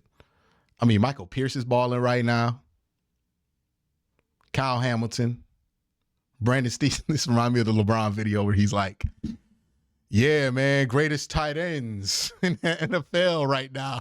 He was looking at a list. He was like Dawson Knox. Hey, LeBron, man, keep being funny, man. That's my GOAT. That's the greatest basketball player I've ever seen play. Hilarious, man. Hilarious, dog. That's there'll never be another one like him. Justin Matabuke, Calvin Noy, he making some noise. He back in the league, you know. So, this is a really good defense, though. Top to bottom, they just have a lot of really solid players and good depth. They're like the polar opposite of the Cleveland Browns, where the Cleveland Browns have all these names that make you go, oh my God. Right? The Ravens have like 2 names that make you go, oh, okay, they should be decent. Right? You look at Roquan Smith, you hear Kyle Hamilton, and you're like, oh, that's a good defense. You hear the Browns roster, dog. Like, you ever realize how insane this roster sounds when you talk to strangers about it? If they were on any other franchise, People will be lauding them for what they have on defense. But it's the Browns, so they got to try to downplay it. Yeah, it's like it's insane. It's insane. Like we forget to mention Denzel Ward sometimes. Like, but the Browns, on the other hand, while they've been more talented and they have the more notable names, haven't been as consistent as Baltimore. Like Baltimore doesn't have a 30-point game that they've given up or something crazy like that. They might have given up 30 points, but you know what I mean? They don't have a Colts game or some embarrassment like that on their ledger, right? They gave up the most points they gave up this year. They gave up 24 versus the Bengals in a win. 24 in a win versus Arizona. Most of the points was in garbage time. Yeah, so they haven't given up 30 points all year. They've just been consistent. Made C.J. Stroud look like a pedestrian before we knew C.J. Stroud was C.J. Stroud. I guess they let Pittsburgh go off for 17, which is kind of embarrassing, but like we all know how that game folded out. So what do you go with in this situation? Like it's hard to say, like, it's Lamar. Because if Lamar is not on this team, there's no way we're thinking that the Ravens are a better football team than the Cleveland Browns. No. But Lamar is there, and Lamar is not on the Cleveland Browns. So it's like, damn, they better than us right now, right? Like that's what it feels like. Now, let's say this happens. What do you have more faith in? The defense being able to pull a bad game out of Lamar Jackson, or the offense being able to pull a bad game out of this Ravens defense? Oh, I got way more faith in defense. Way more faith in defense than your offense. I'm going to be real with you. I would be 100% honest. I think the formula for Browns' victory is this. Cannot turn the ball over whatsoever. Cannot give them an opportunity to score. Like, can't turn the ball over and you're on your side of the field and give them an opportunity to have a short field and an easy way to score. One, because of Justin Tucker, and two, because of Lamar Jackson. And the defense is going to have to make sure he has the worst game he's played all season. Worst, or at least second worst, because that game against Pittsburgh was pretty bad, but it was bad for different reasons. But they're going to have to get that. They're going to have to force that kind of performance out of Lamar Jackson to win that game. Do you think the Ravens have enough receivers to force the Browns out of man coverage? Well, actually, that's not the question. That's a bad question. Let me throw that out. Do you think the Browns' defensive line can get pressure on Lamar Jackson fast enough to live in man coverage as much as they do? That's the big key to beating the Browns defense. If you look, the thing that beats man coverage is undefeated versus man coverage. It's time. Time wins versus man. So if Lamar has time, he gonna beat man coverage. If Lamar has time, he gonna beat zone coverage because he's Lamar Jackson. He can just slice up that zone with his feet, okay? Or make you panic in your zone, leave your zone, throw that thing over to Mark Andrews. The key, like, I don't care if it's man, zone, whatever you're doing against them, whatever the back end technique. The real question is, can you get pressure on the Baltimore Ravens? Can you force them to get rid of the ball in less than 3 seconds? Do you think that's possible this week? I'm going to be real with you, my dog. That's not so confident. This doesn't sound very confident to me. We gonna find out. Keep in mind, the Baltimore Ravens have the 7th highest pass blocking grade in the NFL, which would be the highest of any team that the Cleveland Browns have played so far. The previous high was the Indianapolis Colts. A game they struggled in. They had great games versus San Francisco, who's at 29, Arizona, who's at 25, Cincinnati, who's at 23, Tennessee, who's at 21, and Seattle is at 22. Pittsburgh is also at 31. It sounds like the Browns defensive line is going to have to answer a lot of questions on Sunday. Can you do it? And honestly, they're gonna have to answer the same question that Deshaun Watson is gonna have to answer. Can you do it against a good, not even good, can you do it against a great football team? Can you still produce? Or are you just a kind of a team that just beats up on teams that are inferior to you? Because if you can't, you're the Miami Dolphins. Now, the good news for the Browns is that, according to Pro Football Focus, apparently Ronnie Stanley's not that good this year. Now, I don't know if that's just a Pro Football Focus being lame thing. Sometimes that happens. But they have Morgan Moses, Tyler Linderbaum, and Kevin Zeitler all rated higher than him. And it's not like their grades are amazing. Let's look at Lamar's split versus pressure. Because I think if you get pressure on Lamar, you can, well, goodness gracious, dog. This is nuts. He's having such a good year. Hey, whatever point you were about to make, you're like, yeah, no, never mind. I mean, like, it's still a point. He's less effective than he is otherwise, but he's not like a pumpkin, right? Like, he has an 88 grade when kept clean, obviously. 18 of, he has 143 of 186, so 76% completion percentage, 4 touchdowns, 2 interceptions. When under pressure, which is 33.9% of his dropbacks, 56.7% completion percentage, 5 touchdowns, 1 interception.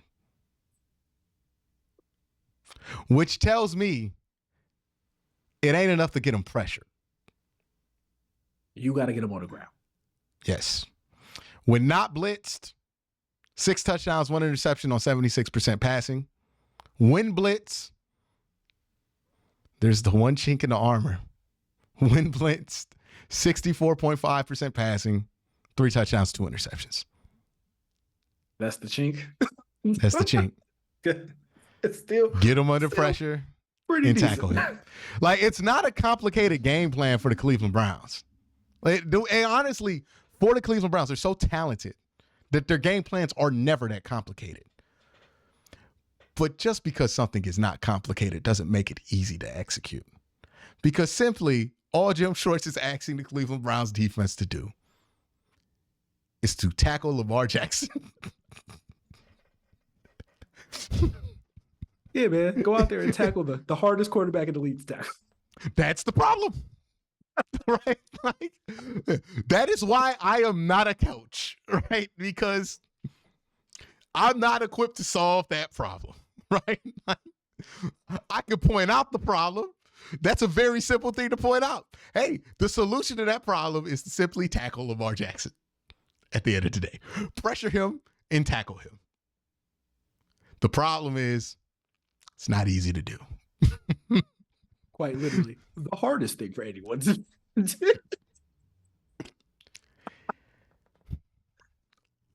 Good gracious. He has 14 big-time throws this year. 10 of them when not blitzed. Cole, he has 9 big-time throws when under pressure. Like, you cannot just pressure him, dog. You got to tackle him. I'm not going to lie. You are making me feel less confident about the Browns winning this game by the minute. Because we knew Lamar Jackson was good, but we was like, damn.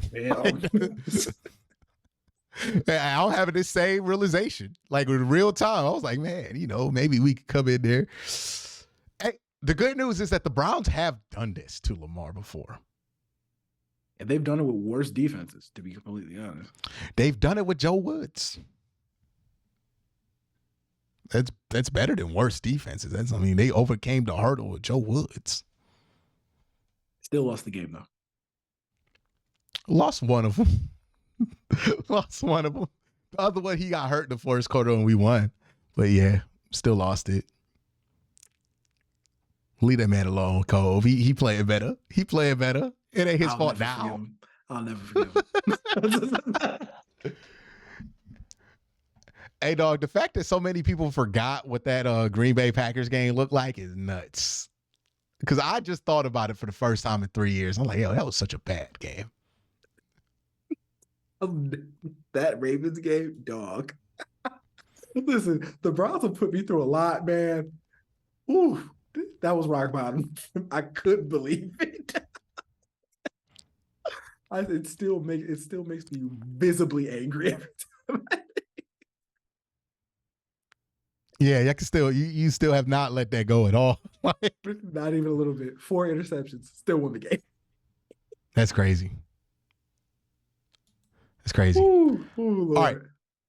Here's also the other problem. Well, here's the good news, Cole. I'll give you some good news.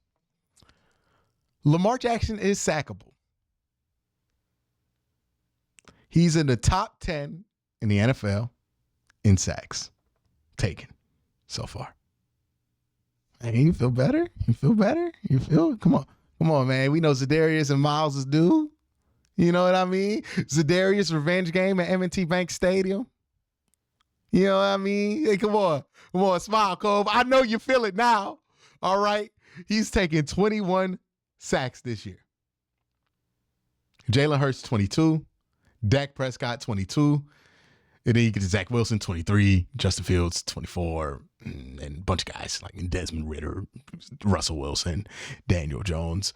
Deshaun Watson's clearly not on that list just because he hasn't played enough games. But he only took 1 sack. That's another encouraging thing for the Cleveland Browns. We'll get to that when we talk about the offense. But 22 sacks. So he is a sackable guy. One of the 10 most sackable guys. The only quarterback that the Browns have played that has been close to as sackable as him, it's been Ryan Tannehill. Okay. Who the Browns got to, right? And Ryan Tannehill, only 19 sacks. 12 on the list. So Lamar's taking more sacks than him. So he's more sackable. That's not true. But he's taking more sacks than Ryan Tannehill. All right. But he does hold on to the ball up. Right? Even though he didn't do that against. But okay, let's bring it back. When the Browns played them in week 4, you look at what they got on offense, it didn't seem like a lot of replicatable stuff. It was kind of like, I don't want to say fluke, but they made some incredible throws. And you can't count on that week to week. It wasn't like what Geno Smith did, right? Where it was just easy throw, and you could tell that this defense was playing lackluster. Also, I feel like the defense plays better the bigger the game is. That is true. They're out to prove something. They also play better when people count them out. And they're getting counted out this week because we're trying to do the preview right now, and Cole just got counted out during the preview. All right, I was like, yeah, I'm not gonna lie, not looking good. Okay, so they do better when they're counted out. We know that Miles got. It's hard to say this, but we feel like Miles is due for a big sack day. This man has like 9 sacks, 9.5 sacks already. Yeah, he's a half sack away from double digits for like the 4th year in a row, or 5th year in a row, whatever it is. But you have Myles Garrett, and you have JOK, and you have Grant Delpit. You have guys who are athletic enough to mirror him, and they've shown that ability before. Jim Schwartz also has a game of film against them. Against this defense. Gets to plan around it. Right? So maybe he has something cooked up. Also, this Browns team is good, and it's hard for me, even though the last time this team won 11 games, they did get swept by the Ravens. It's hard for me to imagine that this team gets swept by anybody in the division. So I think you're going to get a crazy effort. So that's my case for the Browns defensively. Yeah, it's not the greatest matchup in the world, but your corners do win that matchup. I don't care who they got on Denzel Ward. I feel good about it. Okay. Maybe don't put Martin Emerson on Odell Beckham because that's going to be pass interference city. Like Odell going to flop. Odell, shout out to James Harden, man. Like Like, shout out to James Harden, man. Odell is really living that fat James Harden life, like right now. Like he is living that Sixers James Harden life. If I get to the foul line, I get my points. If I don't, brother, then don't count on me to do more cardio than that. Look, Odell Beckham was responsible in one game for like 60 yards. He had no catches, all penalties. That's he really living that James Harden life. That's what he's been. One of the best. One of the best. But when we look at the Browns offense, I think there are some things that you feel a lot better about going into this game, obviously, with DTR. One, the Browns have figured out this run game. I think that's important because Baltimore, and I'm going to look this up before I say it, but I feel like Baltimore. Why you laughing, dog? He's like, I'm going to look this up before I say something that's going to make us more depressed.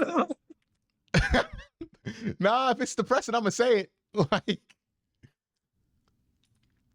but I feel like Baltimore, in some ways, okay, they're just as good at run defense as us. All right. Well, that proves my point, though. Like, oh, Lord. They're better at run defense than us because we've given up 7 rushing touchdowns. They've given up 3. All right. So, yeah, but your run game's in a better place. And the area you always felt like you can attack Baltimore is by throwing the ball. You feel much better about it this week than you would if PJ Walker. Look, I wasn't even going to lie in the pregame last week. I told y'all last week, if PJ Walker plays versus the Baltimore Ravens, we just go chalk that one up for what it is. It's not even worth being angry about. Like, honestly, this one's kind of in a similar category. If we're keeping it a buck, going to be pretty hard for them to piss us off in this one. Like, they could lose this game by 14 and we'd be like, yeah, man, it happens. Like, the one loss that we will handle that way is this one. Now, the ironic thing is if we lose by 1, people are going to be angry. Like, you lose by 14, nobody's mad. You lose by 1, ooh, now people are furious. Because the Seahawks game, man, we could have lost that game by like 10. Nobody would have cared. Nobody would have cared. We lose that game. Yep. We lose that game by this much, people are pissed. Like,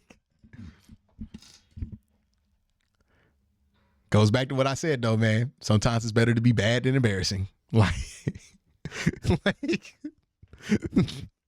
it's the universal truth, man. You could be bad at your job, don't be an embarrassment. Hey. That's crazy, but it's not wrong. It's real life. It's real life right here. Goodness gracious, man. The Baltimore Ravens also just as good as us in pass defense. Look, man, it's just going to be a battle. It's not like... The preview is this, dog. Like, I'm going to read... Cole, I'm going to read these stats off. You tell me if I'm tripping. The Browns have given up 1,160 yards passing. 8 touchdowns, 7 interceptions, 27 sacks. An average rating of 73.2. The Baltimore Ravens have given up 1,536 yards, 6 touchdowns, 9 interceptions, 35 sacks. Now, they played an extra game. They played 9, we played 8. And they've given up an average rating of 69.7.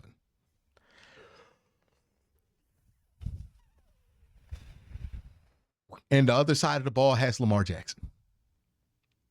Hey, it's going to be a battle, dog.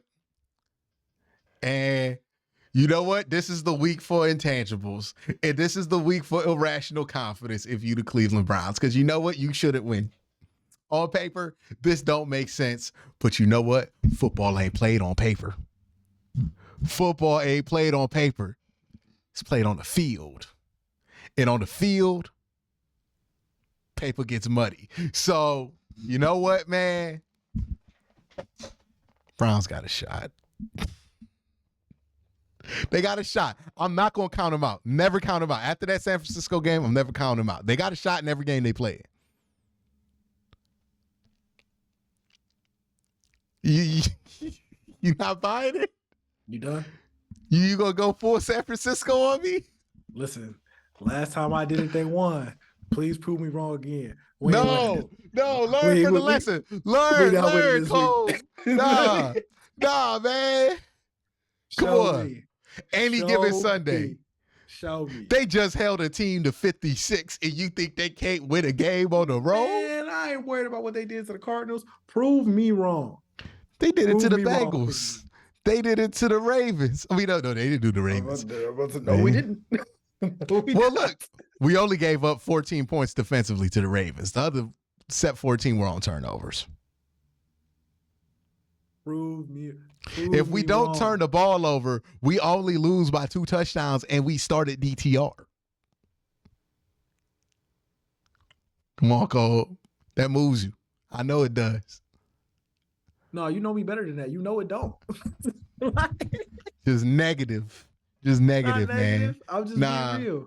Look, man, the Browns defense is good. The Ravens defense is good. I followed the NFL long enough to know that this is going to be an absolute shootout, right? Every time we get one of these matchups, 2 of the best defenses of all time are playing against each other. Always end up being like 45-40. Listen.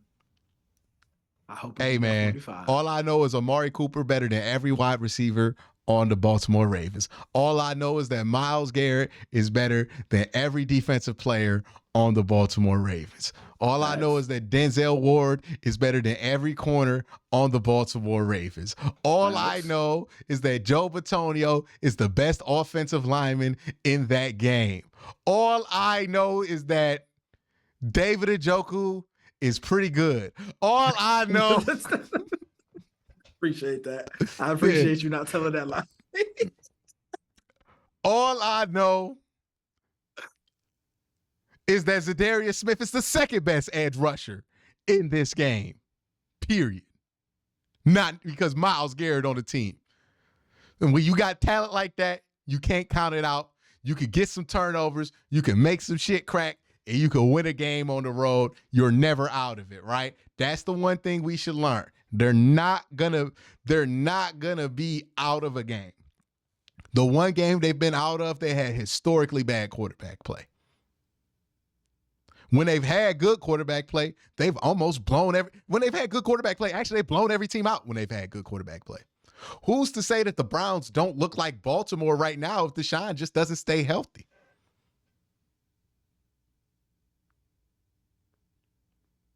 This is not a team you can count out. Don't be a Cove this week. Be a Q. Okay? Be a Q. And remember, we got Miles, bruh. Fuck all that shit. Fuck all that paper, bruh. What the paper say about Miles? All that paper say about Miles is 95. That paper ain't got nothing on no Miles Garrett. We got Miles. And as long as we got Miles, we got a shot. Fuck the bullshit. Hey, I just want to let y'all know when Q get on here talk about fuck the bullshit, fuck all that shit. He know what we staring down. Hey, I ain't saying it ain't gonna be tough. I ain't saying it ain't gonna be tough. Hey, it's a battle. Hey, look, every coach got that. You know when you about to play a game versus a good opponent when you play sports and the coach get real serious that week. Oh, that's the tone Jim Schwartz and this whole team. Hey, no victory Monday. You saw that, right? They posted the victory speech. No victory Monday today. Like, them motherfuckers was back at practice. All right? Like, no. We not taking Tuesday off. They back in the building. Okay. I'm not. They got the serious tone. They understand what's coming up too, right? And you know what, man? If this 53-man roster has told me one thing, it's that I shouldn't count them out because we had all the reason to count them out at Seattle. Found a way to get in there, right? With P.J. Walker, Cole. Look, the Browns defense played so good versus the Ravens in that first game that we were legitimately convinced that PJ Walker could have came in and saved the game. And we're probably not wrong. Or it could have been a disaster, dog. It could have, hey. There it is. There it is. Hey. There it is. Hey, give me Josh Dobbs. All right. You know what I'm saying? But here's all I'll say. The Browns do have, for the most part, the better players. That does mean something. I don't think anybody on that offensive line is so good that you could discount that defensive line showing up. Even though they're pretty good, they're not an elite offensive line. They're just a good one. And if the Browns do get pressure, they have the physical and athletic guys that can finish, because we're getting interior pressure as well, which bothers Lamar the most. And if you get that pressure, you get Lamar frustrated, he does start fumbling. He does start making mistakes. He does start throwing interceptions. He does start trying to force things. If you can bottom up and sack him like 2-3 times, you're going to get one of the lower end of Lamar Jackson's games. That's what this is about. Oh, let me. But that, how the fuck do I? Oh my God. Okay. All right. That's what this is about. That's possible. It's not something I would bet on, but it is possible. And after what I've seen this season, 8 straight weeks of it, this team has always been in the game for the most part, other than the Baltimore game, where they started DTR out of nowhere. I think they have a shot. They're going to play with a chip on their shoulder. I'm having to bring up intangibles. They're going to play with a chip on their shoulder, and they're going to come out pissed off and furious, and they're really going to try to win this game versus the Baltimore Ravens. And I think they're going to give Baltimore hell. Also, you look at Baltimore, the chinks in the armor have shown in the division games. 24 points versus the Cincinnati Bengals. A loss versus the Pittsburgh Steelers. And then they played the Browns with DTR. We all know how that went. But, Colb, are you really saying to me right now that the Pittsburgh Steelers are capable of doing something that the Cleveland Browns can't do? Is that really what you're saying? I mean, that's essentially that's what you're saying. There's one point that you're leaving out. There's one point that you're leaving out. It's fairly significant. When they lost that game to the Pittsburgh Steelers, they played in Pittsburgh. And listen, I hate the like intangible thing we do with teams sometimes, but playing the Steelers in Pittsburgh, they got some weird voodoo there, where teams go in there. The Browns are better at Baltimore than they are versus Baltimore at home. Just gonna point that out. I just want to say this. When they lost that game, it was always the weird voodoo playing in Pitt. Like teams go into Pittsburgh and literally forget how to play football. It's the craziest thing I've ever seen in my life. They do things in that game, in that stadium, they don't do the rest of the season. It's that lead paint, dog. That that's why every Pittsburgh person is kind of like, it's that lead paint that they have. It's so fascinating to me how it only happens when you play the Steelers at home. It's so fascinating to me how that happens. But that's a significant part of it to me. We've already talked about how this team doesn't play, like this team on the road is different than this team at home. So they got something to prove. They absolutely do have something to prove. And I need them to prove it to me.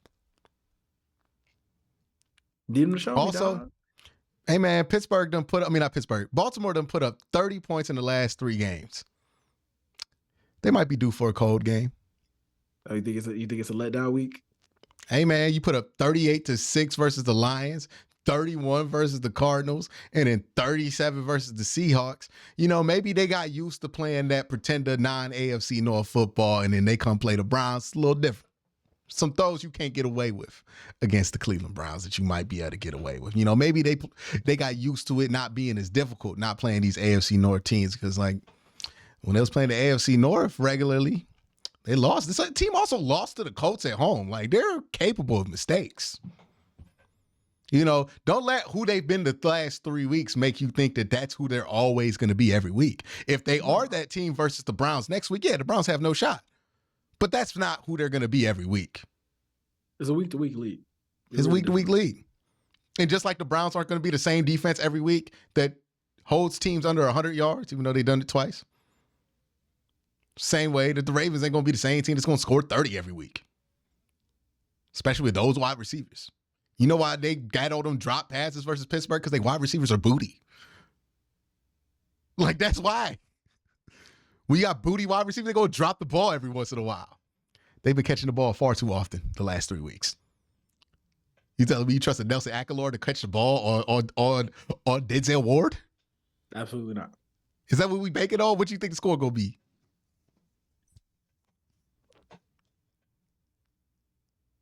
Man, I guess my better judgment, I'm going to say 24-21 Browns.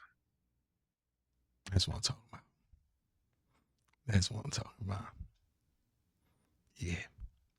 Yeah, I'm actually going to go 22-18 Baltimore.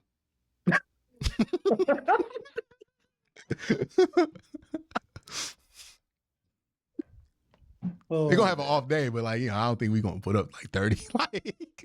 I think that's a little bit much to ask. But it will be a close game. And you know what that means? We're going to be all here fielding arguments about Kevin Stefanski next week. Oh, God. Useless ass arguments. You see what John Harbaugh did? I'm like, come on, bro. Mike Tomlin would have won that game.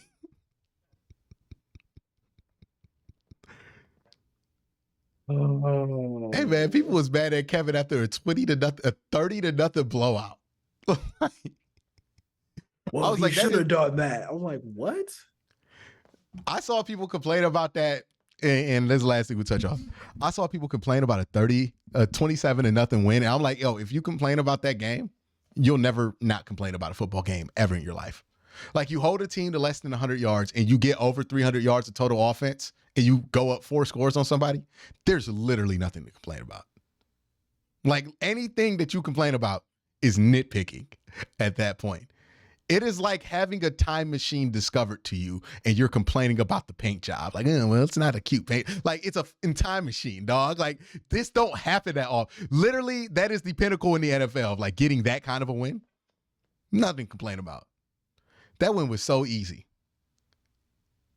And people was complaining about that. They could have did more. What do you want? What do you want? There's literally nothing that will make you happy. Hey, like, this, at this point, it feels like your frustration is less about the Cleveland Browns and more about somewhere else that you've placed on the Cleveland Browns, because there's nothing for a healthy person to be upset about in a 27-0 win. You're making the assumption that this fan base is healthy. I'm not making the assumption. I'm saying the people who are mad aren't healthy. Like, this is not healthy. Well, it's not healthy behavior. Man. This is the Cleveland Browns franchise we're talking about. Like, this fan base is just so weird, dog. It's so weird. Look, I love us. I do. But don't nobody look, they need to change the name of that stadium to BetterHelp.com Stadium. Okay. There people been through some things there, dog, and they need some counseling. And if every Browns ticket got you 45% off on a counseling session, I think they would make a bundle. Okay. Like, because people need to talk some of this shit out. Like, dog. Just because the trauma happened in sports don't mean it ain't real, big dog. It's real. Y'all got trauma. This team is traumatized, y'all. In some real ways. And it's manifesting in my comment section on a consistent basis. Okay. Oh man, I'm just glad it's not just mine. Just glad it's not just mine. Mm-hmm. But that's gonna be it for Q and Cole. Again, give a shout out to the working man and woman out there. You know, shout out to the postman and women out there delivering that mail. Shout out to the mail delivery. Hey man, for real. Hey, the mail people are the most important people in the world, because people be walking around in that snow just getting you your mail. And it don't even be shit you want most of the time for the US. They be doing that hard work to give you coupons to save a lot that you're gonna throw away immediately. Shout out to them, man. Shout out, man. Like, that's tough. Hey, you know what? Real quick, we ain't shout them out yet. Shout out to all the medical professionals, dog. Mm-hmm. Shout out to all my nurses. You know, shout out to the CNAs. Mm-hmm. You know what I'm saying? Shout out to RNs. Mm-hmm. The homegirl that be working the front desk. You know what I mean? Shout out. Very underrated. Hey, shout out to the homegirls who work the front desk at the dental office. I've never had a bad interaction at a dental office. Always very pleasant. Always very nice. Mm-hmm. We appreciate that. Yep. Give me schedule for the next week and everything, and I'm good. Like, you know what I mean? Shout out to them. Shout out to all of my delivery drivers. It's about to be hell for y'all. You know what I mean? Hey. Woo! Hey, this is what you struck for. I'm not gonna lie. Y'all about to earn y'all money. Look, strap up them brown shorts, brother. You about to go to work. Like, especially in Cleveland, you know it's about to get snowy and nasty and cold. Shout out to y'all, man. Shout out to my construction workers in that weird part of the year where, you know, it's not cold enough to not have to come to work, but it's also cold. You know, like, it also sucks to be that high in the air, trying to guide a steel beam into a skyscraper or an office park. You know what I mean? Shout out to them. Or like the people who got to run the bulldozer this time of the year where the soil's hardened just enough. It's tough. Hey, shout out to everybody that work in the bank, dog. Shout out to bankers. Hey, the real gangsters that we need to shout out. You know what I mean? My minimum wage gangsters, my fast food employees. You know what I mean? Again, I don't like to get special treatment very many places, but if I do, airport, Wendy's. You know what I mean? Like, hook a brother up. You know what I mean? Throw an extra fry in there. You know what I mean? I understand. I used to be one of y'all. Like, hey, throw that fry in there, bro. I got you. Nobody gonna be mad. And give me a 4-piece nugget. I know one's sitting there. Y'all set them out early for the 4 for 4s. I know how it go. You know what I mean? That's crazy. Knowing the process. Oh yeah, I used to manage them. Before YouTube. That's what I was out here doing. All right. So shout out to y'all, late shift people. You know what I mean? I know the flurry machine don't ever work. Shout out to y'all. Who else need a shout out, man? We always shout out the Steel Toe Squad. You know, always. You know, my truckers out there, you know what I mean, in the truck stop, getting a shower in right now. Shout out to the homies. Who else? Shout out to my books on tape people. You know what I mean? My joggers. Where my joggers at? We shout out the joggers. That's crazy. Yeah, the joggers. You know what I mean? The walkers. Shout out to the walkers out here. You know, get your steps in. Walkers. Yes. Who else? Are we shouting out the gym bros? Oh, yeah, absolutely. Shout out to gym bros. I don't know. I don't feel like we got a real gym bro audience. This our chance to build it. Oh, we gonna suck up to the gym bro? The gym bro audience? You never know. Start pushing creatine. Hey, can we get a sponsorship? Wow, just openly willing to sell out. Shout out to all my project managers out there. Shout out to all my marketing agencies looking for a new podcast to market your brand on. You know what I mean? We real focused, dog. You can get like 3-4 spots in on us because this should be. We just be having fun, dog. Yeah, dog. You know what I mean, we'll sponsor anything as long as it's not unethical. You know what I mean? Like, yeah, we'll sell knives. Like, I use knives. Hey, you said as long as it's not unethical, it's like, wait, let's see what that check looked like. Nope, stop. Stop. We gonna keep it ethical in here. You know what I mean? We not gonna sell you a scam on this show. After we told you how to avoid it, we can't sell people the scam on this show. But what we can sell you is a HelloFresh subscription. Hey, if you know somebody who knows somebody, I would love to know somebody. Okay? We not gonna do y'all like that. All right. We know y'all work hard for y'all money. We not gonna help y'all get robbed. We can't be shouting out the working man and then take a scheme. Like, it's crazy. That's crazy. Hey, I was just playing. You know what I'm saying? Just a little jokey joke. Just a little jokey joke. Man, he trying to get your check taken. We have to close QnCOLB out on the ad reads now. But shout out to everybody out there doing what needs to be done. My single moms, my regular moms, my nuclear families, my unconventional families, anybody out here working hard at the end of the day just to make things happen, whatever that means to you. Big shout. Big shout. Big shout to my suit and tie gangsters. You know what I mean? Making sure stuff goes where it needs to be. My email homies. You know what I mean? Like, you got to work them emails out. And my Excel brethren. You know what I mean? Spreadsheet. Hey, you know who we forgot? Man, shout out the gamers, dog. Shout out all the gamers. Not all the gamers. Oh yeah, shout out all the gamers, man. Nah, shout out some of the gamers. Some of the gamers. Why we separating the gamers out? What's going on? I don't want to be associated with all gamers. Have you seen the stuff that they say online? Hey, nah, listen, I'm good. I'm straight. I've been in enough pod lobbies to know I don't need to be associated with all of y'all. I'm going to be associated with some of y'all. Now, we going to give ourselves some distance from them. Hey, listen, man. I've been in the heat of the moment in the Call of Duty match. I understand, and this is why we can't be associated with every gamers. Okay? We associate with some gamers and very select anime people. Okay, that's what it is. Hey, we're not giving a broad shout out to all the anime community. Shout out to the anime people that are cool. Mm-hmm. Cause some of y'all ain't that if cool. you in the comment section mad about the accuracy of a RDC World joke, we not shouting you out. Like, that's not who we shout out. You know what I mean? But if you are a casual watcher of RDC World, we're probably shouting you out. You know, you're the type of anime person we can deal with.